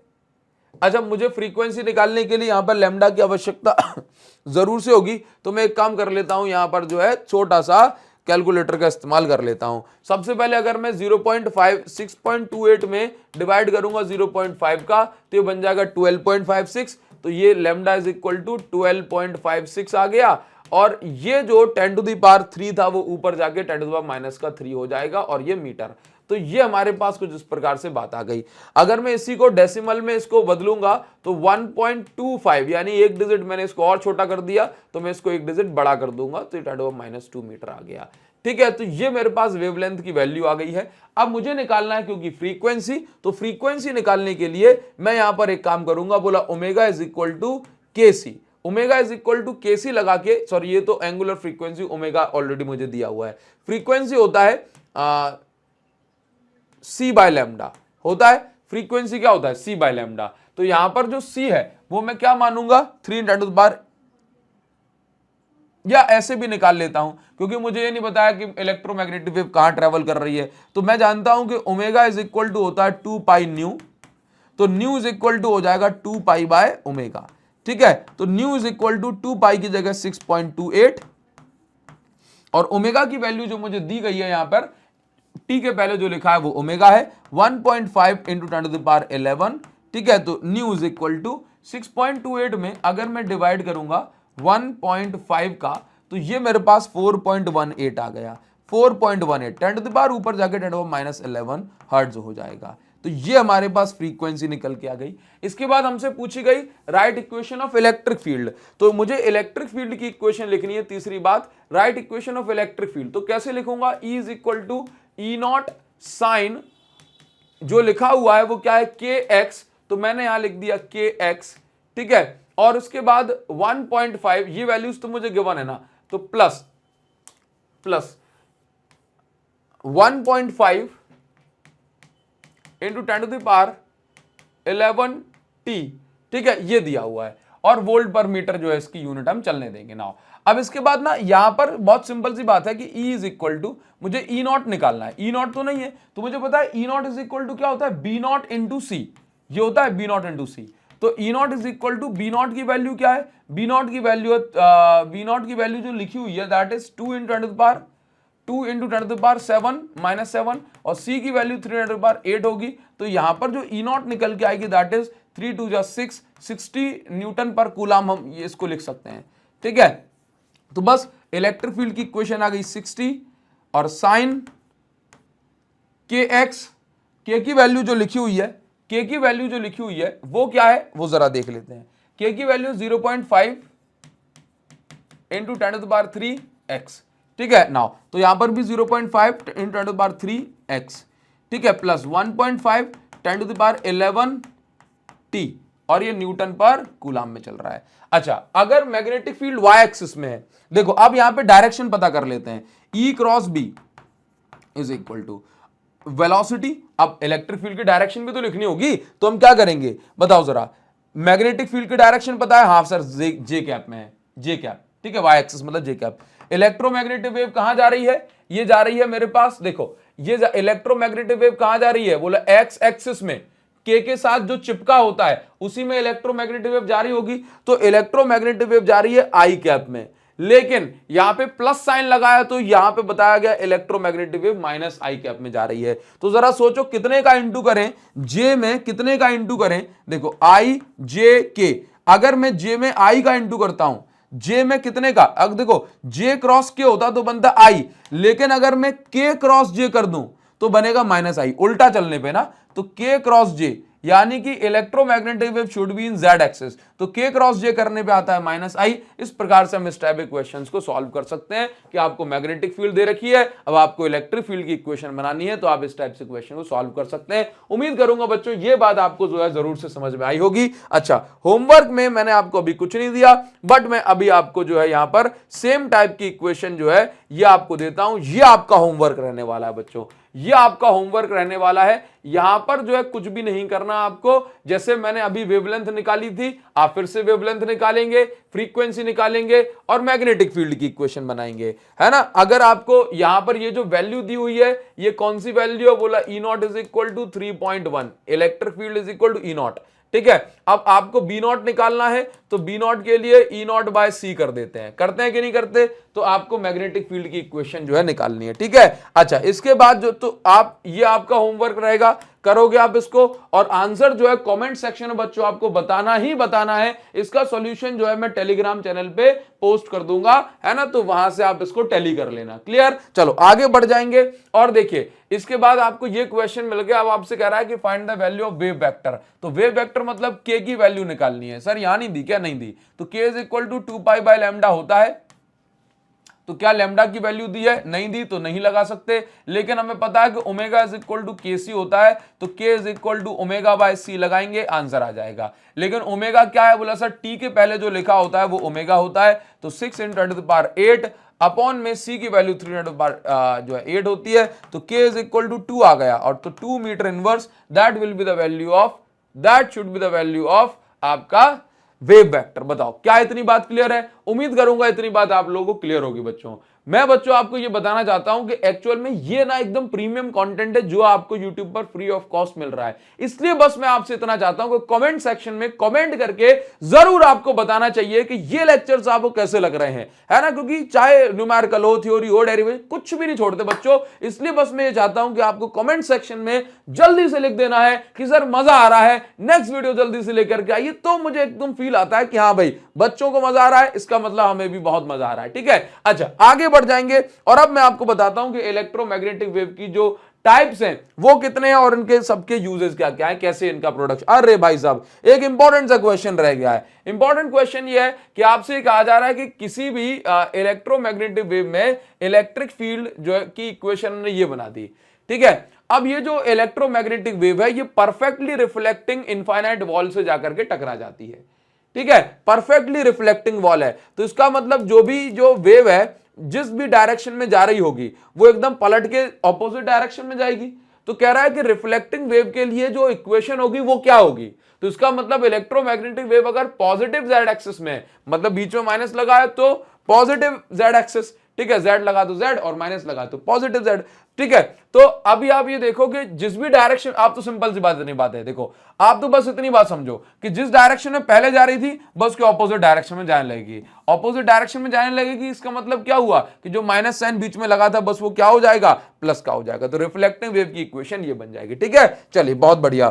तो इसके बाद ना आपको इसमें ये बताना है, ये आपका होमवर्क दे दूं, बताओ जरा कौन सा स्टेटमेंट इसमें सही नहीं है, बताओ कौन सा स्टेटमेंट इलेक्ट्रोमैग्नेटिक वेव के बारे में सही नहीं है। तो हमने देखा कि ये कि इनको कोई मीडियम नहीं चाहिए होता, ये क्वेश्चन तो सही है बट हमें तो नॉट करेक्ट आंसर बताना है। अच्छा दूसरी बात, electric field and magnetic field vectors attain maxima and minima at the same time. बोला क्या कह रहा है, इलेक्ट्रिक फील्ड और मैग्नेटिक फील्ड सेम टाइम पे अपनी मैक्सिमम वैल्यू को अचीव करते हैं। बिल्कुल सही बात है। यहां पर ना एक इंपॉर्टेंट बात जो आपको बताना चाहता हूं कि इलेक्ट्रोमैग्नेटिक वेव जो है ये सेम फेज में होती है, यानी कि जब इलेक्ट्रिक फील्ड अपनी मैक्सिमम वैल्यू पे पहुंचेगी तो मैग्नेटिक फील्ड भी उसी टाइम पे अपनी मैक्सिमम वैल्यू पहुंचेगी। जैसे इलेक्ट्रिक फील्ड जीरो वैसे मैग्नेटिक फील्ड भी जीरो। इसको हम बोलते हैं कि इलेक्ट्रोमैग्नेटिक वेव में इलेक्ट्रिक फील्ड और मैग्नेटिक फील्ड सेम फेज में होती हैं, कोई आगे पीछे नहीं होता, ठीक है। अच्छा तो ये हमारे पास बात क्लियर हो गई। इसके बाद इलेक्ट्रोमैग्नेटिक वेव में एनर्जी जो है ये इक्वली डिस्ट्रीब्यूटेड होती है, ये बात भी सही है। लेकिन इसके बाद जो इसमें कहा गया है कि इलेक्ट्रोमैग्नेटिक वेव में इलेक्ट्रिक फील्ड और मैग्नेटिक फील्ड एक दूसरे के पैरेलल होती हैं, बस ये पैरेलल वाली बात गलत हो गई। और देखो अब ये स्टेटमेंट गलत है और हमसे पूछा था कौन सा स्टेटमेंट गलत है ना, तो उसी को टिक करना है। तो हमने जो है इसको टिक कर दिया। बताइए क्या इतनी बात क्लियर है? उम्मीद करूंगा आप इस बात को ध्यान रखेंगे। चलो अभी हम आ जाते हैं टाइप्स ऑफ इलेक्ट्रोमैग्नेटिक वेव के बारे में बच्चों। तो इलेक्ट्रोमैग्नेटिक वेव जो है बच्चों ये आपकी कितने टाइप की होती हैं? ये 7 टाइप्स की होती हैं। कौन कौन सी? गाड़ी एक्सयूवी इन माई रेंज। गाड़ी मतलब गामा, एक्स मतलब एक्सरे, यू मतलब अल्ट्रावायलेट, वी मतलब विजिबल। इसके बाद क्या बचा? इन माई रेंज, इन मतलब इंफ्रा, माई मतलब माइक्रो, आर मतलब रेडियो, है ना। एक बार फिर, गाड़ी एक्सयूवी इन माई रेंज, इसका मतलब gamma ray, X ray, ultraviolet रे, विजिबल रे, इंफ्रारेड, माइक्रोवेव और रेडियो वेव। तो इस प्रकार से हमारी 7 वेव जो है ये हो गई। अब इसके बाद ना इनके साइंटिस्ट के नाम लिखे हुए हैं कि गामा रे का जो डिस्कवरी है वो किसने की? हेनरी बैकरेल ने। एक्स रे की रॉन्जेन ने, अल्ट्रावायलेट जेडब्ल्यू रिटर, विजिबल रे न्यूटन, इसके बाद इंफ्रारेड हर्शल, माइक्रोवेव हर्ट्ज, और कौन बचा? रेडियो वेव तो बोला मार्कोनी, ठीक है, याद रखिएगा, ठीक है। अच्छा बहुत सारे नाम याद रखने हैं क्या? स्टेट बोर्ड वाले जो बच्चे होते हैं वो नाम जरूर याद रखें, और जो आपके वो बच्चे हैं कौन, जो सीबीएसई बोर्ड वाले हैं, उनमें ऐसे नाम की कोई विशेषता नहीं है, ऐसा कुछ भी, ठीक है ना। इसके बाद आपको बताना चाहता हूं बच्चों के, कोई भी जो वेव होती है उस वेव में ना 2 मेन प्रॉपर्टी होती है, एक होती है फ्रीक्वेंसी और एक होती है वेवलेंथ। तो अगर मैं बात करूं गामा रे की जो फ्रीक्वेंसी है वो मैक्सिमम है, इसलिए इसकी एनर्जी भी मैक्सिमम है। इसकी पेनिट्रेटिंग पावर यानी कि आर पार जाने की जो क्षमता है ये भी बच्चों मैक्सिमम है, ठीक है। तो याद रखना गामा रे की फ्रीक्वेंसी मैक्सिमम, एनर्जी मैक्सिमम। अब जब हम गामा रे से नीचे उतरते हैं तो फ्रीक्वेंसी घटती है, और फ्रीक्वेंसी का उल्टा क्या होता है? वेवलेंथ। तो गामा रे से नीचे उतरते समय फ्रीक्वेंसी घटती है लेकिन वेवलेंथ बढ़ती है। तो इसका मतलब है गामा रे की हाईएस्ट फ्रीक्वेंसी है, नीचे उतरते उतरते उतरते उतरते क्या देखा? रेडियो वेव की फ्रीक्वेंसी हो गई लीस्ट यानी कि सबसे कम। तो यह बात बच्चों आप लोगों को ध्यान रखना है कि on moving from gamma ray to radio wave frequency decreases while wavelength increases. तो सबसे ज्यादा फ्रीक्वेंसी गामा रे, सबसे ज्यादा वेवलेंथ रेडियो वेव। ध्यान रखोगे आप लोग। चलिए बहुत बढ़िया, अब आगे बढ़ जाएंगे और एक एक करके इन सबके यूजेस और इनकी जो है विशेषताएं समझ लेते हैं। तो भाई देखिए सबसे पहले अगर हम बात करें गामा रे की, तो गामा रे एक ऐसी इलेक्ट्रोमैग्नेटिक वेव है जिसकी फ्रीक्वेंसी मैंने अभी आपको बताया सबसे ज्यादा है, इसकी पेनिट्रेटिंग पावर सबसे ज्यादा है, इसकी एनर्जी सबसे ज्यादा है। तो स्टार्टिंग से बात करेंगे, गामा रे ऐसी वेव होती है जो कि न्यूक्लियर डिके के दौरान निकलती हैं। मतलब न्यूक्लियर डिके क्या होता है सर? ऐसे समझो कि कोई भी न्यूक्लियस है, किसी एटम का न्यूक्लियस है, अब ये न्यूक्लियस जब भारी हो जाता है ना तो टूटने लगता है खुद से, और इसमें से कुछ पार्टिकल्स बाहर निकलते हैं, जैसे कि अल्फा पार्टिकल, बीटा पार्टिकल, और कोई से भी पार्टिकल बाहर निकलेंगे ना तो साथ में एक रेडिएशन जरूर निकलेगी, और उस रेडिएशन को हम बोलते हैं गामा रेडिएशन या गामा रे। तो गामा रे की फ्रीक्वेंसी हाईएस्ट है जिसके कारण से इसकी एनर्जी बहुत ज्यादा है। एनर्जी ज्यादा होने से गामा रे काफी मोटी लेयर को भी, इवन मेटल की लेयर को भी पेनिट्रेट कर सकती है, यानी कि उसके आर पार जा सकती है। इसी को हम बोलते हैं गामा रे की आर पार जाने की जो क्षमता है, जो कैपेसिटी है, जो ताकत है, यानी कि पेनिट्रेटिंग पावर सबसे ज्यादा है। ठीक है, तो गामा रे की अगर मैं बात करूं तो गामा रे का प्रोडक्शन सोर्स क्या है, बोला न्यूक्लियर डिके। इसके बाद हम बात करेंगे एप्लीकेशन की। तो भाई गामा रे की एनर्जी इतनी ज्यादा होती है कि कैंसरस सेल्स को भी ये किल कर देती है। देखिए कैंसर में क्या होता है, सेल्स के गुच्छे बनने लगते हैं, अनवांटेड ग्रोथ होने लगती है कैंसर में सेल्स की। तो गामा रे के कांटेक्ट में जब वो सेल्स आती है तो गामा रे उन सेल्स को किल कर देती है, और इस प्रकार से कैंसर के ट्रीटमेंट में भी इसका यूज होता है। गामा रे क्योंकि मेटल के आर पार जा सकती है, तो मेटल के अंदर यदि एयरक्राफ्ट इंजन में कोई क्रैक वगैरह आ गया है, ठीक है, तो उसको बार बार खोल के नहीं देखना, गामा रेडिएशन से ही हम उसका पता लगा लेते हैं कि भाई एयरक्राफ्ट इंजन में कोई क्रैक वगैरह तो नहीं है। इसके अलावा क्योंकि ये गामा रेडिएशन निकल कहां से रही है, न्यूक्लियस से ही निकल रही है ना, तो न्यूक्लियर स्ट्रक्चर को भी स्टडी करने में गामा रेडिएशन की जो है हम हेल्प ले लेते हैं। तो ये इसके यूजेस हैं। इसमें कुछ नोट पॉइंट्स में हमने यहां पर लिखा कि फ्रीक्वेंसी इनकी सबसे ज्यादा है, जिससे पेनिट्रेटिंग पावर इनकी सबसे ज्यादा है। और इसके बाद एक और इंपॉर्टेंट बात यह है कि गामा रे की एनर्जी क्योंकि सबसे ज्यादा होती है, तो गामा रे जब किसी भी गैस से भरे चैम्बर में जो है जाती है, तो इसकी एनर्जी से इलेक्ट्रॉन जो है बाहर निकल जाता है एटम को छोड़ करके, और वो एटम जो है वो आयन बन जाता है। तो इसका मतलब गामा रे के कांटेक्ट में जब किसी गैस को लाया जाता है, तो उस गैस के एटम के अंदर जो इलेक्ट्रॉन होते हैं वो अपने अपने एटम को छोड़ के बाहर चले जाते हैं ज्यादा एनर्जी के कारण से, और जो गैस है आयनाइज हो जाती है, यानी एटम में से इलेक्ट्रॉन निकल जाता है, तो उसी एटम को हम क्या बोलते हैं, आयन। तो गैस के एटम इस गामा रेडिएशन के कारण आयन बन जाते हैं, तो इसी को हम बोलते हैं गामा रेडिएशन में गैस को आयनाइज करने की जो पावर है, जो क्षमता है, वो सबसे ज्यादा होती है। ठीक है, इसके बाद हम बात करेंगे एक्सरे की। तो एक्सरे का की जो मतलब एक्सरे का प्रोडक्शन कैसे होता है, तो इसको हम बोलते हैं एक्सरे ट्यूब, जिसको एक ट्यूब होती है कूलीज ट्यूब करके, COOLIDGE। कूलिंग ट्यूब में भी जो है गामा एक्सरे का प्रोडक्शन होता है। और इसका एक और क्या है भाई, जब भी हम फास्ट मूविंग इलेक्ट्रॉन को हिट करते हैं किसी हैवी मेटल पे जब हम फास्ट मूविंग इलेक्ट्रॉन को हिट करते हैं, तो उस समय जो रेडिएशन वहां से प्रोड्यूस होती है उसको हम बोलते हैं एक्सरे। क्या बोलते हैं, एक्सरे हम उसको बोलते हैं। अगर मैं बात करूं एप्लीकेशन या यूजेस की, तो एक्सरे का सबसे बेसिक सिंपल यूज तो हमें पता ही है कि जब भी किसी की हड्डियों में फ्रैक्चर आ जाता है तो एक्सरे कराते हैं। इनफैक्ट मेटल डिटेक्टर में भी एक्सरे का इस्तेमाल जो है होता है। देखो एक तो मेटल डिटेक्टर वो है, जैसे हम इसके अंदर से जाते हैं, है ना, तो इसमें एक इंडक्टिंग कॉइल लगी होती है, और दूसरा जो स्कैनिंग भी करते हैं ना, या इसके अलावा जो है वैसे आप एयरपोर्ट्स पे एक्सरे का जो यूज होता है, जैसे मान लो कि आपके ऊपर डाउट है कि भाई आप अपने पेट में कुछ छुपा के लाए हो, ठीक है, कोई मेटल, कोई जो ऐसी चीज जो कि नहीं ले जा सकते, तो भाई आपको एक्सरे आपका किया जाएगा, है ना, और आपकी बॉडी के अंदर जो मेटल छुपा है वो बाहर निकाल लिया जाएगा। इसके अलावा मशीन पार्ट्स में भी हम एक्सरे क्रैक पता करने के लिए हम एक्सरे का इस्तेमाल कर लेते हैं। लेकिन गामा रे इतनी मोटी लेयर को आर पार कर सकता है, तो एक्सरे इतनी पतली लेयर को के आर पार जा सकती है। एक्सरे हमारी जो स्किन के आर पार जा सकती है, तभी तो हड्डी का फोटो खींच लेती है ना। इसी प्रकार से गामा रे और ज्यादा आर पार चली जाती है। तो एक्सरे भी आर पार जा सकती है ना, लेकिन उसकी पेनिट्रेटिंग पावर कम है।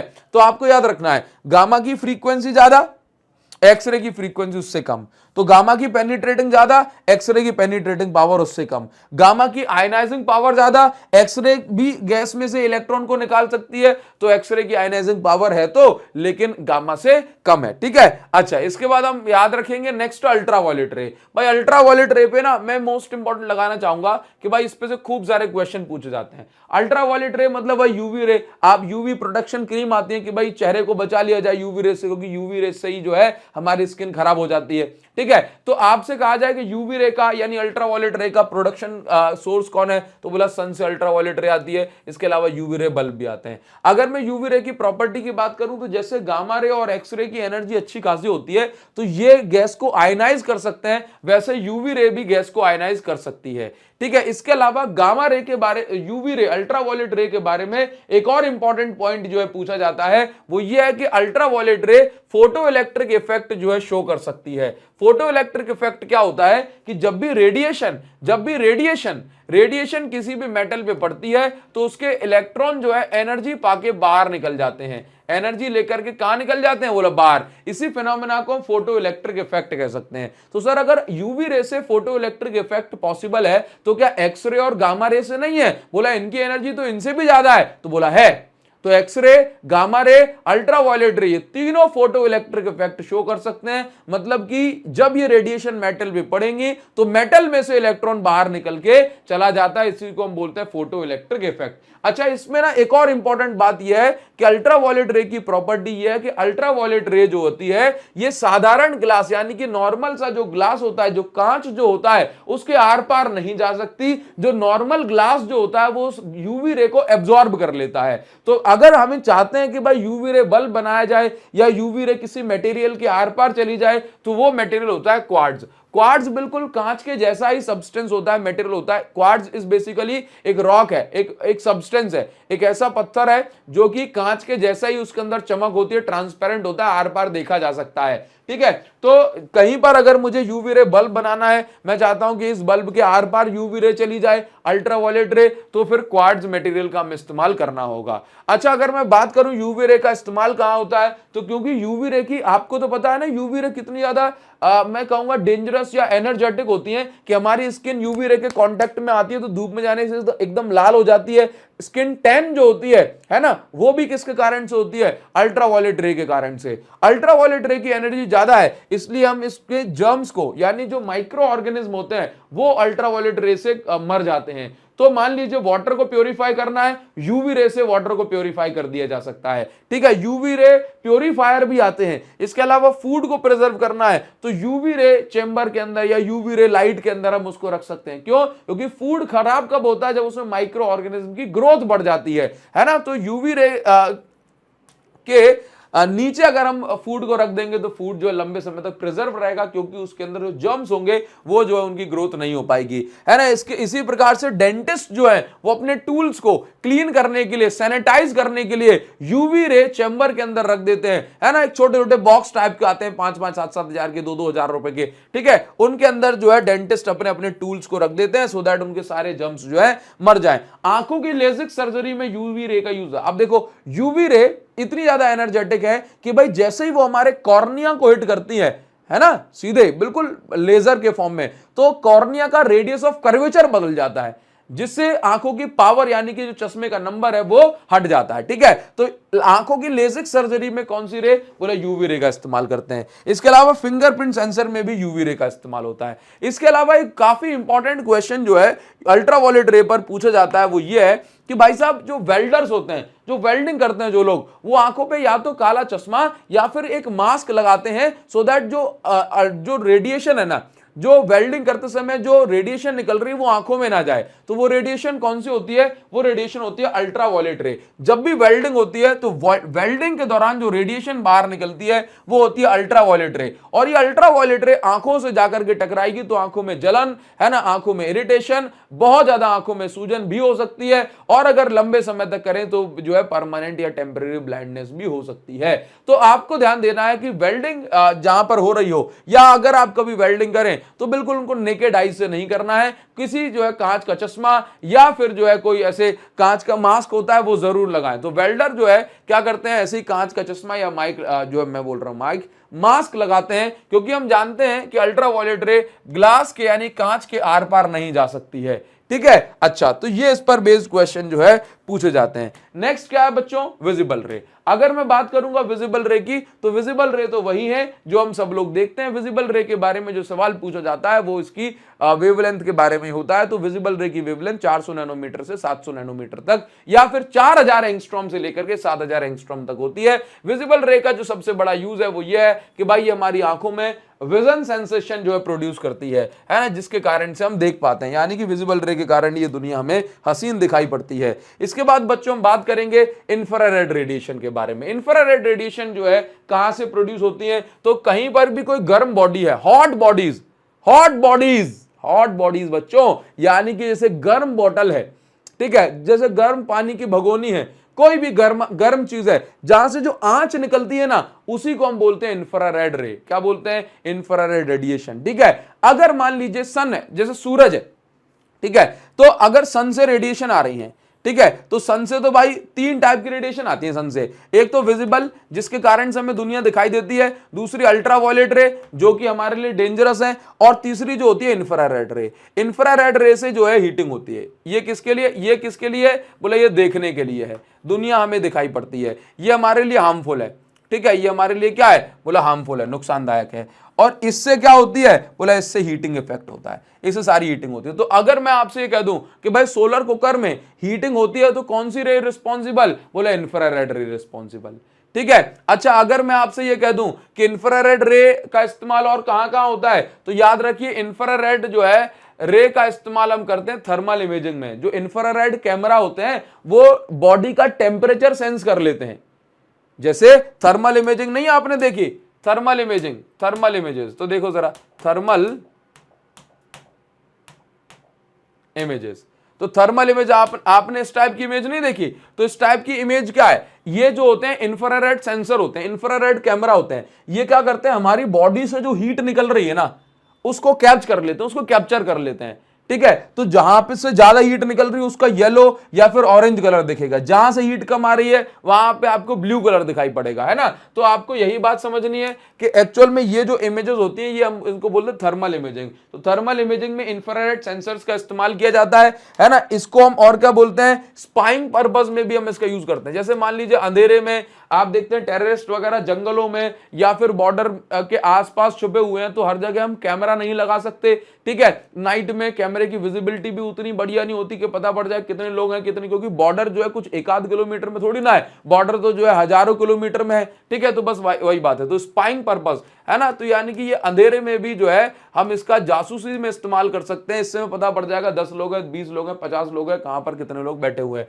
टीवी के रिमोट में भी हम इसका इस्तेमाल करते हैं। अगर मैं यहां पर अपनी लाइट्स ऑफ कर दूं तो आप यहां पर ये देख सकते हैं, ये एक बची हुई लाइट भी मैंने ऑफ कर दी, तो आप यहां पर ये देख सकते हैं। अभी देखो कैमरे के अंदर आपको ये कुछ रेड कलर की लाइट जो जलती हुई दिखाई पड़ रही होगी। तो ये जलती हुई लाइट दिखाई पड़ रही है, इसका मतलब ये है कि इस रिमोट से जो है इंफ्रारेड जो वेव्स हैं वो निकल रही है। इस रिमोट से ये जो रिमोट के सामने जो एलईडी लगी होती है, एक्चुअल में इससे इंफ्रारेड रे निकल रही होती है। इंफ्रारेड रे को हम अपनी नेकेड आइज से नहीं देख सकते हैं, बट इंफ्रारेड रेज जो है कैमरे के अंदर कैच हो जाती हैं। ठीक है, क्योंकि हमारी आंखों की एक रेंज होती है, कैमरे की रेंज नहीं है। ठीक है, तो ये टीवी रिमोट्स में भी इंफ्रारेड रेज का हम इस्तेमाल करते हैं। दूसरा आप ये समझिए कि देखो एक्चुअल में नॉर्मल लाइट जो होती है ना, वो फॉग के पार्टिकल से स्कैटर हो जाती है, बिखर जाती है ना। तो इंफ्रारेड रे जो होती है वो फॉग के पार्टिकल से वो बिखरती नहीं है, स्कैटर नहीं होती। तो अगर हमें लॉन्ग डिस्टेंस पे सिग्नल भेजने हैं तो हम इंफ्रारेड रे का इस्तेमाल करते हैं। तो क्या बोलना कि इंफ्रारेड रे की जो वेवलेंथ है वो स्कैटर होने के हिसाब से काफी लंबी है, काफी बड़ी वेवलेंथ है। स्कैटरिंग के से बचने के लिए जितनी वेवलेंथ चाहिए होती है ना, उससे ज्यादा वेवलेंथ है इंफ्रारेड रेडिएशन की। तो इसलिए फॉग में सिग्नल देने के लिए भी हम इसका इस्तेमाल करते हैं, और ये वेव जो है बिना स्कैटर हुए, बिना बिखरे अपने टारगेट तक पहुंच जाती है। ठीक है बच्चों, इसके बाद हम आगे बढ़ेंगे और हम बात करेंगे किसकी? माइक्रोवेव की। तो माइक्रोवेव का जो प्रोडक्शन होता है वो कहां पे होता है? माइक्रोवेव का प्रोडक्शन स्पेशल ट्यूब जैसे कि मैग्नेट्रॉन और क्लिस्ट्रॉन वाल्व में होता है। ठीक है, इनके बारे में आपको डिटेल में नहीं पढ़ना है। ठीक है, अगर हम बात करें माइक्रोवेव की तो दो जगहों पर माइक्रोवेव का हम इस्तेमाल जो है करते हैं। पहला जो है ये होता है रडार में। रडार सुन के रेडियो वेव मत लगा देना। रडार तो आप लोग समझते हो कि भाई किसी दुश्मन का एयरक्राफ्ट हमारे बॉर्डर में घुस रहा है तो उससे हमें रडार से पता पड़ जाता है। रडार में माइक्रोवेव का इस्तेमाल करते हैं। माइक्रोवेव की एक खासियत है कि माइक्रोवेव की वेवलेंथ कंपैरेटिवली शॉर्ट है, जैसे रेडियो वेव से छोटी है, माइक्रोवेव की जो वेवलेंथ है कंपैरेटिवली शॉर्टर है ना। माइक्रोवेव टकराने के बाद मुड़ती नहीं है। ऐसा नहीं होता कि टकराई एयरक्राफ्ट से और मुड़ के कहीं और चली गई, नहीं, ये सीधी रिफ्लेक्ट होके आ जाती है। तो माइक्रोवेव में डिफ्रैक्शन नहीं होता। वेव के मुड़ने को, वेव के बैंड होने को डिफ्रैक्शन बोलते हैं। तो माइक्रोवेव जो है बैंड नहीं होती, डिफ्रैक्ट नहीं होती, और टारगेट से टकरा के सीधे रिफ्लेक्ट होके आ जाती है। तो इसलिए रडार में हम इसका यूज करते हैं। इसके बाद हम फूड को हीट करने में माइक्रोवेव ओवन में, खाना गर्म करने में भी माइक्रोवेव का इस्तेमाल करते हैं। ठीक है, एक्चुअल में माइक्रोवेव क्या करती हैं कि वाटर, जितने भी फूड हैं जिनके अंदर वाटर पार्टिकल हैं, उन वाटर पार्टिकल की फ्रीक्वेंसी से माइक्रोवेव की फ्रीक्वेंसी को मैच करा दिया जाता है। ठीक है, तो एक्चुअल में क्या होता है, वाटर पार्टिकल जो है बहुत ज्यादा ऑसिलेट करता है माइक्रोवेव से एनर्जी लेकर के, और वो ऑसिलेशन जो होती है उससे हीट जनरेट होती है, और उसी हीट से जो फूड पार्टिकल है, जो फूड है वो जो है हीट हो जाता है। तो माइक्रोवेव बेसिकली खाने के अंदर जो वाटर मॉलिक्यूल है उसको टारगेट करते हैं, और उससे वाइब्रेशन जो होता है उसी वाइब्रेशन से हीटिंग हो जाती है। तो ये माइक्रोवेव के यूजेस है जो आपको याद रखना है। रेडियो वेव की अगर मैं बात करूं तो एलसी सर्किट जो आपने पढ़ी है ना, मतलब एलसी सर्किट अभी अपने सिलेबस में नहीं है, अदरवाइज जो चैप्टर 7 में LCR circuit, RC circuit, LR circuit ये हैं, इसी प्रकार से एलसी सर्किट है। तो एलसी सर्किट की अगर मैं बात करूं तो एलसी सर्किट में बनती है रेडियो वेव। तो रेडियो वेव का इस्तेमाल हम phone, FM radio, TV, mobile इन सब के लिए करते हैं। रेडियो वेव जो है इजीली डिफ्रैक्ट हो जाती है बड़ी बड़ी बिल्डिंग से, ये आपको याद रखना है भाई। डिफ्रैक्ट होने का मतलब होता है मुड़ना। तो अगर आपसे ये कहा जाए कि रेडियो वेव बिल्डिंग से टकरा के क्यों मुड़ जाती हैं, तो मुड़ने के लिए भाई दो बातें जरूरी है। पहली, एक ही बात जरूरी है कि कोई भी वेव है, अगर वेव का साइज बिल्डिंग के, रुकावट के साइज से मिलता जुलता है तो वेव मुड़ जाएगी।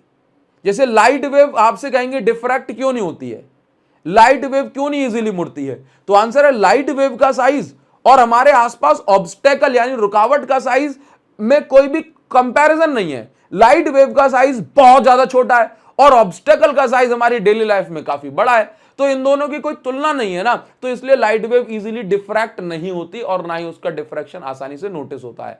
जबकि रेडियो वेव का साइज बड़ा है, रेडियो वेव की वेवलेंथ सबसे बड़ी है और हमारे आसपास जो ऑब्स्टेकल, जो रुकावट, जो ऑब्स्ट्रक्शंस हैं उनका साइज भी बड़ा है, इसलिए रेडियो वेव तो डिफ्रैक्ट हो जाती है, बाकी सभी वेव इजीली डिफ्रैक्ट नहीं होती बच्चों। ठीक है, तो इस पर बेस्ड ये सवाल जो है पूछे जाते हैं और मुझे पता है कि आप इनको अच्छे से जो है पढ़ते हुए चलेंगे। अच्छा, सभी बच्चों को ना एक बात बहुत अच्छे से याद होना चाहिए। सबसे पहले तो ये इनके प्रोडक्शन सोर्स हो गए, कौन किससे प्रोड्यूस हुआ है वो आपको याद होना चाहिए। डिटेक्शन की बात करें तो रेडियो वेव को डिटेक्ट कैसे करते हैं, रिसीवर एरियल से यानी कि एंटीना से।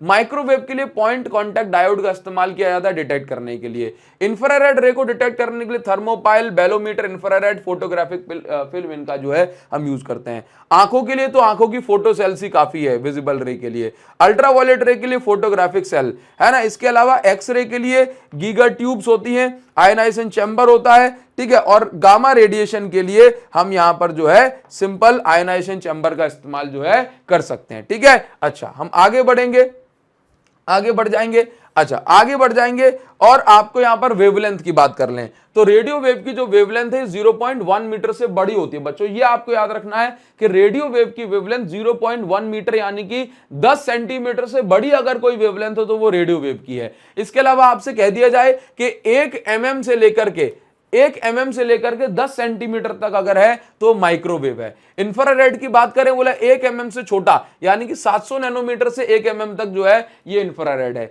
400 से 700 नैनोमीटर तक लाइट वेव है। 400 नैनोमीटर से भी छोटा 1 नैनोमीटर तक पहुंच गए तो अल्ट्रावायलेट, 1 नैनोमीटर से भी छोटा 10⁻³ नैनोमीटर तो एक्सरे, और अगर इससे भी छोटा होगा 10⁻³ नैनोमीटर से तो गामा रे। मतलब आप इसको ऐसा समझ लीजिए, आप इसको ऐसा समझ लो कि रेडियो वेव की बात करूं तो देखो, रेडियो वेव की बात करूं तो 0.1 मीटर ये स्केल है, तो 10 सेंटीमीटर से बड़ा साइज किसका है बोला रेडियो वेव का। अगर एक से बात करूं भाई 1 mm से लेके और 1 सेंटीमीटर तक है ना, या फिर चलो ऐसे बोल दूं 1 mm से लेकर 10 सेंटीमीटर तक अगर है तो माइक्रोवेव है। इसके बाद 700 नैनोमीटर से 1 मिलीमीटर तक इंफ्रारेड है। इसके बाद 400-700 लाइट वेव, और इस प्रकार से पूरी टेबल आप लोगों को बच्चों याद होना चाहिए। ठीक है, चलो अब हम थोड़ा सा जो है इस पर बेस्ड कुछ क्वेश्चन किस तरीके से पूछे जाते हैं वो चलो मैं आपको बता देता हूं। लेकिन आप लोग बच्चों एक बात और ध्यान रखो कि जो एक्चुअल में जो इलेक्ट्रोमैग्नेटिक वेव है, इलेक्ट्रोमैग्नेटिक वेव में इलेक्ट्रिक फील्ड का इंपॉर्टेंस होता है लाइट यानी कि विजिबल लाइट में, है ना। आपसे कोई पूछे विजिबल लाइट में कौन सी फील्ड रिस्पॉन्सिबल है, तो बोलना इलेक्ट्रोमैग्नेटिक वेव की इलेक्ट्रिक फील्ड के जो वाइब्रेशन है दीज आर रिस्पॉन्सिबल। ठीक है, only electric field vibration electromagnetic wave are responsible for vision और लाइट। ठीक है, अच्छा इसके बाद कभी आपसे ये कहा जाए कि भाई आप ना एक काम करो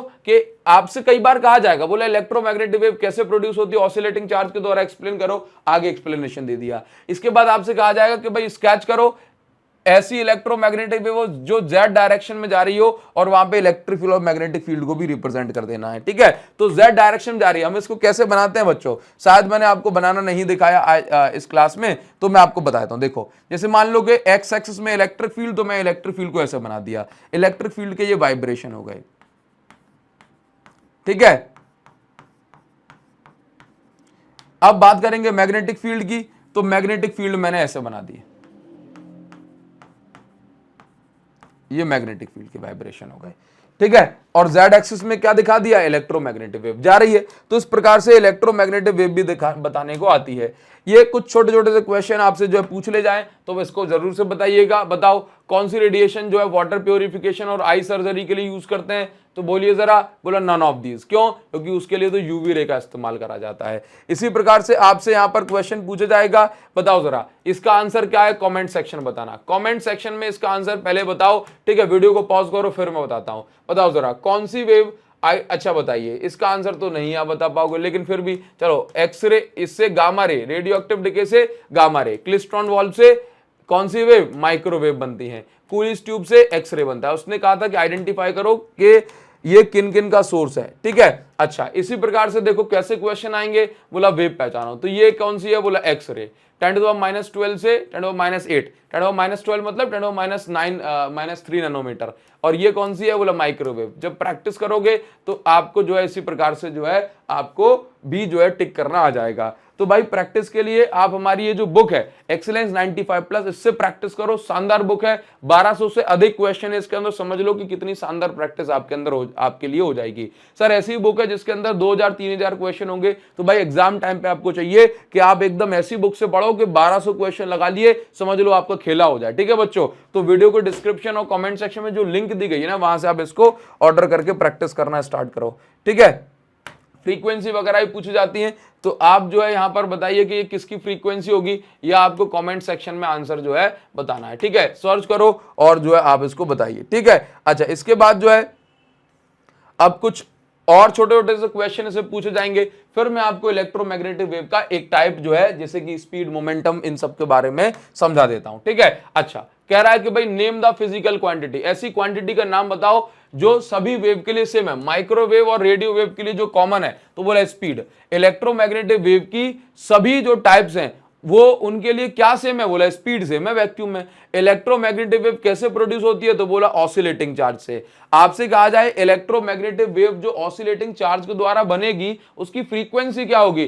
तो बोला जिस फ्रीक्वेंसी से चार्ज ऑसिलेट करेगा उसी फ्रीक्वेंसी की इलेक्ट्रोमैग्नेटिक वेव जो है जनरेट होगी। ठीक है, आगे बढ़ जाएंगे बच्चों। कह रहा है कि इलेक्ट्रोमैग्नेटिक वेव कैसे प्रोड्यूस होती है, तो पूरी कहानी यहां पे लिखी गई है कि electromagnetic wave oscillating electric field and magnetic field से बनती है। ठीक है, और ये इलेक्ट्रिक फील्ड मैग्नेटिक फील्ड आपस में खुद को रीजनरेट करती रहती हैं। कह रहा है कि यदि टेम्परेचर, यदि आपसे कह रहा है कि अगर एटमॉस्फेयर गायब हो जाए तो टेम्परेचर का क्या होगा, तो एटमॉस्फेयर गायब हो जाए तो टेम्परेचर ड्रास्टिकली गिर जाएगा, क्योंकि एटमॉस्फेयर अगर नहीं होगा तो फिर इंफ्रारेड रेडिएशन जो अर्थ पे आती हैं वो वापस लौट जाएंगी। ठीक है बच्चों, अच्छा इसके बाद वेल्डर जो है क्यों पहनते हैं ये ग्लासेस, तो इसके बारे में हमने आपको बता ही दिया है। इसके बाद आपसे कह रहा है कि फॉग में सिग्नल देने के लिए कौन सी वेव, तो बच्चों ये जो सारे के सारे क्वेश्चन जो एज इट इज लिखे गए हैं आपको इनको एज इट इज याद करना है। और इसके बाद जो है आपसे पूछा जाएगा कि भाई आप मुझे ये बताइए, ये टेलीग्राम चैनल पे जो है ये सारी पीडीएफ जो है आपको मिल जाएगी। ठीक है, स्पीड ऑफ इलेक्ट्रोमैग्नेटिक वेव का फॉर्मूला ये है, किसी मीडियम में इलेक्ट्रोमैग्नेटिक वेव का जो फॉर्मूला है स्पीड का वो ये है, इसको आपको याद रखना है। ठीक है बच्चों, अभी हम आगे बढ़ेंगे और इसमें आपसे कुछ सवाल छोटे छोटे से पूछे जाते हैं वो सवाल ये है कि आपसे कहा जाएगा कि ये बताइए क्या इलेक्ट्रोमैग्नेटिक वेव के पास मोमेंटम होता है? आंसर है कि सर मोमेंटम तो होता है मास इनटू वेलोसिटी, तो इलेक्ट्रोमैग्नेटिक वेव का मास नहीं होता तो फिर मोमेंटम कैसे हो सकता है? तो मैं आपको इसको बहुत छोटी सी कहानी समझाता हूं। ऐसे मान लीजिए कोई भी इलेक्ट्रोमैग्नेटिक वेव, जैसे कि हाईली एनर्जेटिक अल्ट्रावायलेट वेव हमने मान ली, तो अल्ट्रावायलेट रे जब आई किसी मेटल पे पड़ी तो इलेक्ट्रॉन जो इसके अंदर था वो इस मेटल को छोड़ के बाहर चला गया। तो अब इस इलेक्ट्रॉन के पास वेलोसिटी तो है ही, साथ ही साथ इसके पास मास तो है ही, ठीक है। तो इसके पास इस इलेक्ट्रॉन को क्या मिल गया? मोमेंटम मिल गया। तो ये मोमेंटम एक्चुअल में पहले तो नहीं था, अब ये इसके पास पहुंच गया है, यानी कि मोमेंटम ट्रांसफर हुआ है। किसने किया है? इलेक्ट्रोमैग्नेटिक वेव ने। तो एक्चुअल में इलेक्ट्रोमैग्नेटिक वेव के पास एनर्जी और मोमेंटम दोनों है, बट रेडिएशन के लिए मोमेंटम का फॉर्मूला मास इनटू वेलोसिटी नहीं होता, वो होता है एनर्जी अपॉन स्पीड। तो अगर अगर अगर अगर बात करूं इलेक्ट्रोमैग्नेटिक वेव के पास एनर्जी और मोमेंटम होता है, बोला एक्सप्लेन करिए, तो आप यही एग्जांपल दे दीजिए कि जब इलेक्ट्रोमैग्नेटिक वेव आई उसकी एनर्जी पाकर के इलेक्ट्रॉन बाहर निकल गया, और बाहर निकला तो इस इलेक्ट्रॉन के पास कुछ मोमेंटम बन गया मास इनटू वेलोसिटी, और ये मोमेंटम पहले तो नहीं था, तो जरूर ये मोमेंटम इलेक्ट्रोमैग्नेटिक वेव से ही ट्रांसफर हुआ है। यहां से साबित हो जाता है कि इलेक्ट्रोमैग्नेटिक वेव के पास एनर्जी भी है और मोमेंटम भी है। ये कहानी मैंने इस 4 लाइन में लिख दी है, ठीक है। इलेक्ट्रोमैग्नेटिक वेव का मोमेंटम जो होता है उसको हम पी से रिप्रेजेंट करते हैं, उसका फॉर्मूला जो होता है, इसका फॉर्मूला जो होता है that is U by C. U है एनर्जी ऑफ वेव और सी है speed of light. Absorbing surface के लिए only U by C, reflecting surface के लिए टू यू बाय सी हम लगाते थे, क्योंकि रिफ्लेक्टिंग में गई और आई तो 2 बार एनर्जी जो है यहां पर हमें लगानी है, ठीक है। अच्छा, इसके बाद फॉर्मूला आता है इंटेंसिटी का। Intensity of electromagnetic wave. देखो हम लोग समझते हैं कि इलेक्ट्रोमैग्नेटिक वेव आएगी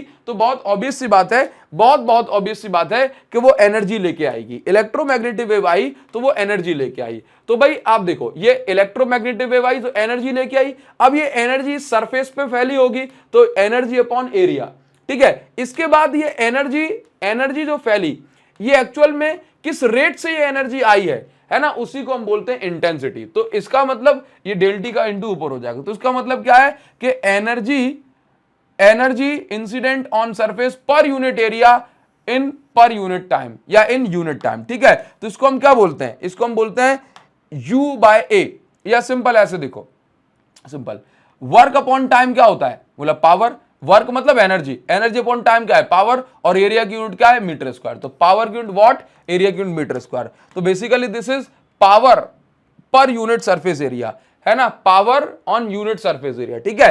तो आप जो है ये इंटेंसिटी का फॉर्मूला हो गया यू बाय ए मतलब एनर्जी या वर्क, और डेल्टा टी क्या है? इन यूनिट टाइम, ठीक है। अब देखो तो इसका मतलब इंटेंसिटी क्या बताती है? इंटेंसिटी क्या है? रेट ऑफ एनर्जी फ्लो बताती है। इंटेंसिटी क्या बताती है? Rate of energy flow through surface area. Rate of energy flow through surface area, ठीक है, through surface area. Rate of energy flow through surface area, किस रेट से किसी सरफेस एरिया से एनर्जी फ्लो हो रही। यूनिट क्या है? वॉट पर मीटर स्क्वायर। जहां देखो समझ जाना। पॉइंटिंग वेक्टर क्या होता है? पॉइंटिंग वेक्टर बेसिकली इंटेंसिटी का ही वेक्टर फॉर्म है। इसका formula E cross B upon mu not. अब ये क्या बताता है? Rate of normal energy flow through the unit area, यानी कि सेम ही बात कह रहा है, ठीक है। बट ये क्या है? इसका वेक्टर रिप्रेजेंटेशन होता है इंटेंसिटी का, बस, ठीक है। इसके बाद आप लोगों को ध्यान रख लेना है कि भाई क्या इलेक्ट्रोमैग्नेटिक वेव प्रेशर एक्सर्ट करती है? बोला बिल्कुल एक्सर्ट करती है। प्रेशर का फॉर्मूला होता है I by C, intensity upon speed of light, ठीक है। अच्छा, ये कहानी जो है 2 लाइन में लिखी गई है, इसको आपको समझ लेना है, ठीक है। अब हम आगे बढ़ जाएंगे। अब जैसे मान लीजिए कि कभी इस पर बेस कोई छोटा मोटा न्यूमेरिकल आ जाए तो फॉर्मूला बेस्ड न्यूमेरिकल आते हैं। कैसे पूछा जाएगा? बोला लाइट विद एनर्जी। बोला लाइट है, लाइट की बात कर रहा है, तो light with energy flux 20 what पर सेंटीमीटर स्क्वायर। तो भाई वॉट पर सेंटीमीटर स्क्वायर या वॉट पर मीटर स्क्वायर से मैं समझ गया ये इंटेंसिटी है, तो मैंने लिख दिया। आगे लिखा गया है falls on non reflecting surface, यानी कि जो फॉर्मूला लगेगा that will be U by c, ठीक है। अच्छा, if surface has an area, बोला एरिया भी दे दिया 30 centimetre square, total momentum delivered in 30 minute. बोला टोटल मोमेंटम निकालना है कितने मिनट में? 30 मिनट। तो मोमेंटम हमें निकालना है, तो I इज इक्वल टू इतना। इंटेंसिटी को मैंने कन्वर्ट कर दिया वॉट पर मीटर स्क्वायर में, एरिया को कन्वर्ट कर दिया 30 मिनट, यानी कि डेल्टा टी को मैंने सेकंड में कन्वर्ट कर दिया, ठीक है। नाउ मुझे क्या निकालना है? मोमेंटम। तो मोमेंटम का फॉर्मूला क्या था? U बाय सी। अब मुझे क्या U पता है? नहीं पता, मुझे यू नहीं पता, तो मैंने यू निकाला। अब मुझे इंटेंसिटी दिया है, एरिया दिया है, डेल्टा टी दिया है, क्यों दिया है? चार डालने के लिए नहीं, क्यों दिया है? ताकि मैं जो मोमेंटम जो यू है वो निकाल सकूं। तो भाई आई इज इक्वल टू क्या होता है? U by a del t, है ना, होता है I is equal to u by a del t. तो यू इज इक्वल टू क्या होगा ये? तो इस फॉर्मूले से मैंने क्या निकाला है? यू यानी एनर्जी की वैल्यू, उसको मैंने यहां पुट कर दिया, आंसर आ गया। तो सारा खेल किसका है? फॉर्मूले का है। ठीक है, चलो अब हम आगे बढ़ जाते हैं, आगे बढ़ जाते हैं और जो है मैं आपको ले चलता हूं अब इसके एक और छोटे से पार्ट पे। भाई देखिए अभी ना इसमें एक आखिरी टॉपिक और रह गया जिसको हम बोलते हैं एनर्जी डेंसिटी। तो एक्चुअल में मैं आपको यहां पर ये बताना चाहता हूं कि एनर्जी डेंसिटी इज बेसिकली क्या है? एनर्जी डेंसिटी मतलब एनर्जी पर यूनिट वॉल्यूम। तो एनर्जी डेंसिटी जो है, जो एनर्जी है इलेक्ट्रोमैग्नेटिक वेव की, ये इलेक्ट्रिक फील्ड और मैग्नेटिक फील्ड दोनों के फॉर्म में इक्वली डिस्ट्रीब्यूट होती है। ये बात आपको ध्यान रखनी है पहली बात। अब देखो एनर्जी का जो फॉर्मूला है ना इलेक्ट्रिक फील्ड के फॉर्म में, ये भी दो फॉर्मूले होते हैं, मैग्नेटिक फील्ड के भी दो फॉर्मूले होते हैं। तो अगर मैं आपसे कहूं कि टोटल एनर्जी का फॉर्मूला क्या है इलेक्ट्रोमैग्नेटिक वेव में, वो मुझे बताइए। तो चलिए ऐसे शुरुआत करते हैं कि ये एक बेसिक फॉर्मूला है जो आपको याद रखना है कि अगर मैं बात करूं एनर्जी इलेक्ट्रिक फील्ड के फॉर्म में कितनी है इलेक्ट्रोमैग्नेटिक वेव में, क्योंकि दोनों फील्ड है ना, इलेक्ट्रिक फील्ड भी मैग्नेटिक फील्ड भी, तो मैं कहूंगा कितनी है। तो देखो इलेक्ट्रिक फील्ड के फॉर्म में एनर्जी जो स्टोर होती है that is half epsilon naught E square, जो ई है that is E R M S का स्क्वायर। अब हम ई आर एम एस को लिख सकते हैं ई नॉट बाय रूट टू, तो फॉर्मूला हमारे पास ये बन गया और फाइनल फॉर्मूला हमारे पास बन गया 1/4 epsilon naught E not square. ठीक है, ये ई नॉट स्क्वायर है। ठीक है, इसी प्रकार से मैग्नेटिक फील्ड का जो फॉर्मूला होता है दैट इज, ये पहला फॉर्मूला आपको याद रखना है, half B R M S का स्क्वायर अपॉन म्यू नॉट। अगर मैं बी आर एम एस को लिखूंगा तो B not by root two लिख सकता हूं। तो यहां पे जो है ये फॉर्मूला मेरे पास u b is equal to B not by, ये कितना हो जाएगा, ये इस तरीके से ये बन गया B naught square by 4 mu naught. तो ये इलेक्ट्रिक फील्ड, ये मैग्नेटिक फील्ड की एनर्जी डेंसिटी आ गई। अब मैं बात करूंगा टोटल एनर्जी की, तो भाई टोटल एनर्जी कितनी होगी? तो टोटल एनर्जी का मतलब है कि इलेक्ट्रिक फील्ड और मैग्नेटिक फील्ड वाली एनर्जी को हमने ऐड कर दिया। तो ये इलेक्ट्रिक फील्ड वाली एनर्जी और ये मैग्नेटिक फील्ड वाली एनर्जी। फिर मैंने अभी अभी आपको बताया था ना कि इलेक्ट्रोमैग्नेटिक वेव में दोनों एनर्जी जो है इक्वल होती हैं। तो मैंने क्या किया कि इन दोनों की जगह मैं एक ही फॉर्म में लिख देता हूं। तो अगर मैं यहां पर इसको इलेक्ट्रिक फील्ड के फॉर्म में लिखना चाहता हूं तो इसकी जगह मैंने इलेक्ट्रिक फील्ड वाला फॉर्मूला लिख दिया। तो टोटल एनर्जी इलेक्ट्रोमैग्नेटिक वेव की इलेक्ट्रिक फील्ड के फॉर्म में ये आ गई। इसके बाद अगर यही मुझे लिखना है मैग्नेटिक फील्ड के फॉर्म में, तो इसको मैग्नेटिक फील्ड के फॉर्म में मैं कुछ इस प्रकार से लिख सकता हूं, क्योंकि यही फॉर्मूला जो था ना इसमें मैं जैसे मैंने मैग्नेटिक फील्ड को रिप्लेस करा है ना, मैं इस इलेक्ट्रिक फील्ड को रिप्लेस कर सकता था, तो ये आ जाता। बताओ जरा, ये बात क्लियर है? तो ये टोटल एनर्जी का फॉर्मूला आ गया in terms of magnetic field and electric field. फिर कभी कभी बच्चों ऐसा भी हो जाता है कि आपसे ये कह दे कि प्रूव करो कि इलेक्ट्रोमैग्नेटिक वेव में इक्वल एनर्जी डिस्ट्रीब्यूट होती है इलेक्ट्रिक फील्ड और मैग्नेटिक फील्ड में। मतलब आपको अब ये प्रूव करना है कि इलेक्ट्रिक फील्ड और मैग्नेटिक फील्ड में इक्वल एनर्जी है। ठीक है, तो हमने क्या किया, हमने फिर से देखो इलेक्ट्रिक फील्ड का फॉर्मूला क्या है, इलेक्ट्रिक फील्ड में जो एनर्जी स्टोर होती है दैट इज इतनी। अब मैं जानता हूं कि ई नॉट की जगह क्या लिख सकता हूं, बोला बी नॉट इंटू सी, तो स्क्वायर लगा दे उसके ऊपर बी स्क्वायर। अब फिर मैं जानता हूं कि भाई ये B naught square C square हो गया। अब सी का फॉर्मूला होता है 1/रूट म्यू नॉट एप्सिलॉन नॉट, तो सी स्क्वायर का क्या हो जाएगा, बोला रूट हट जाएगा। अब मैंने जो सी स्क्वायर है इसकी जगह वैल्यू पुट कर दी, ये वाली 1/म्यू नॉट एप्सिलॉन नॉट, तो एप्सिलॉन नॉट से एप्सिलॉन नॉट कट गया, ये फॉर्मूला बचा। तो भाई ये फॉर्मूला बचा किसका, यूई का फॉर्मूला ये निकल के आया। और इसको ही हम क्या बोलते हैं, इसको ही हम क्या बोलते हैं भाई, ये मैग्नेटिक फील्ड की एनर्जी है। तो हमने दोनों को जो है सेम प्रूव कर दिया, है ना, हेंस प्रूव लिखो। सर ये पूछा जाता है भाई, सीबीएसई में तो बहुत बार पूछ लिया गया है। ठीक है, तो इसको आपको जो है लिख के चलना है, एज इट इज पूछ ले जाएगा। और मैं उम्मीद करता हूं कि अब ये कहानी आपको यहां पर समझ में आई होगी। तो ये इलेक्ट्रोमैग्नेटिक वेव की कहानी है बच्चों।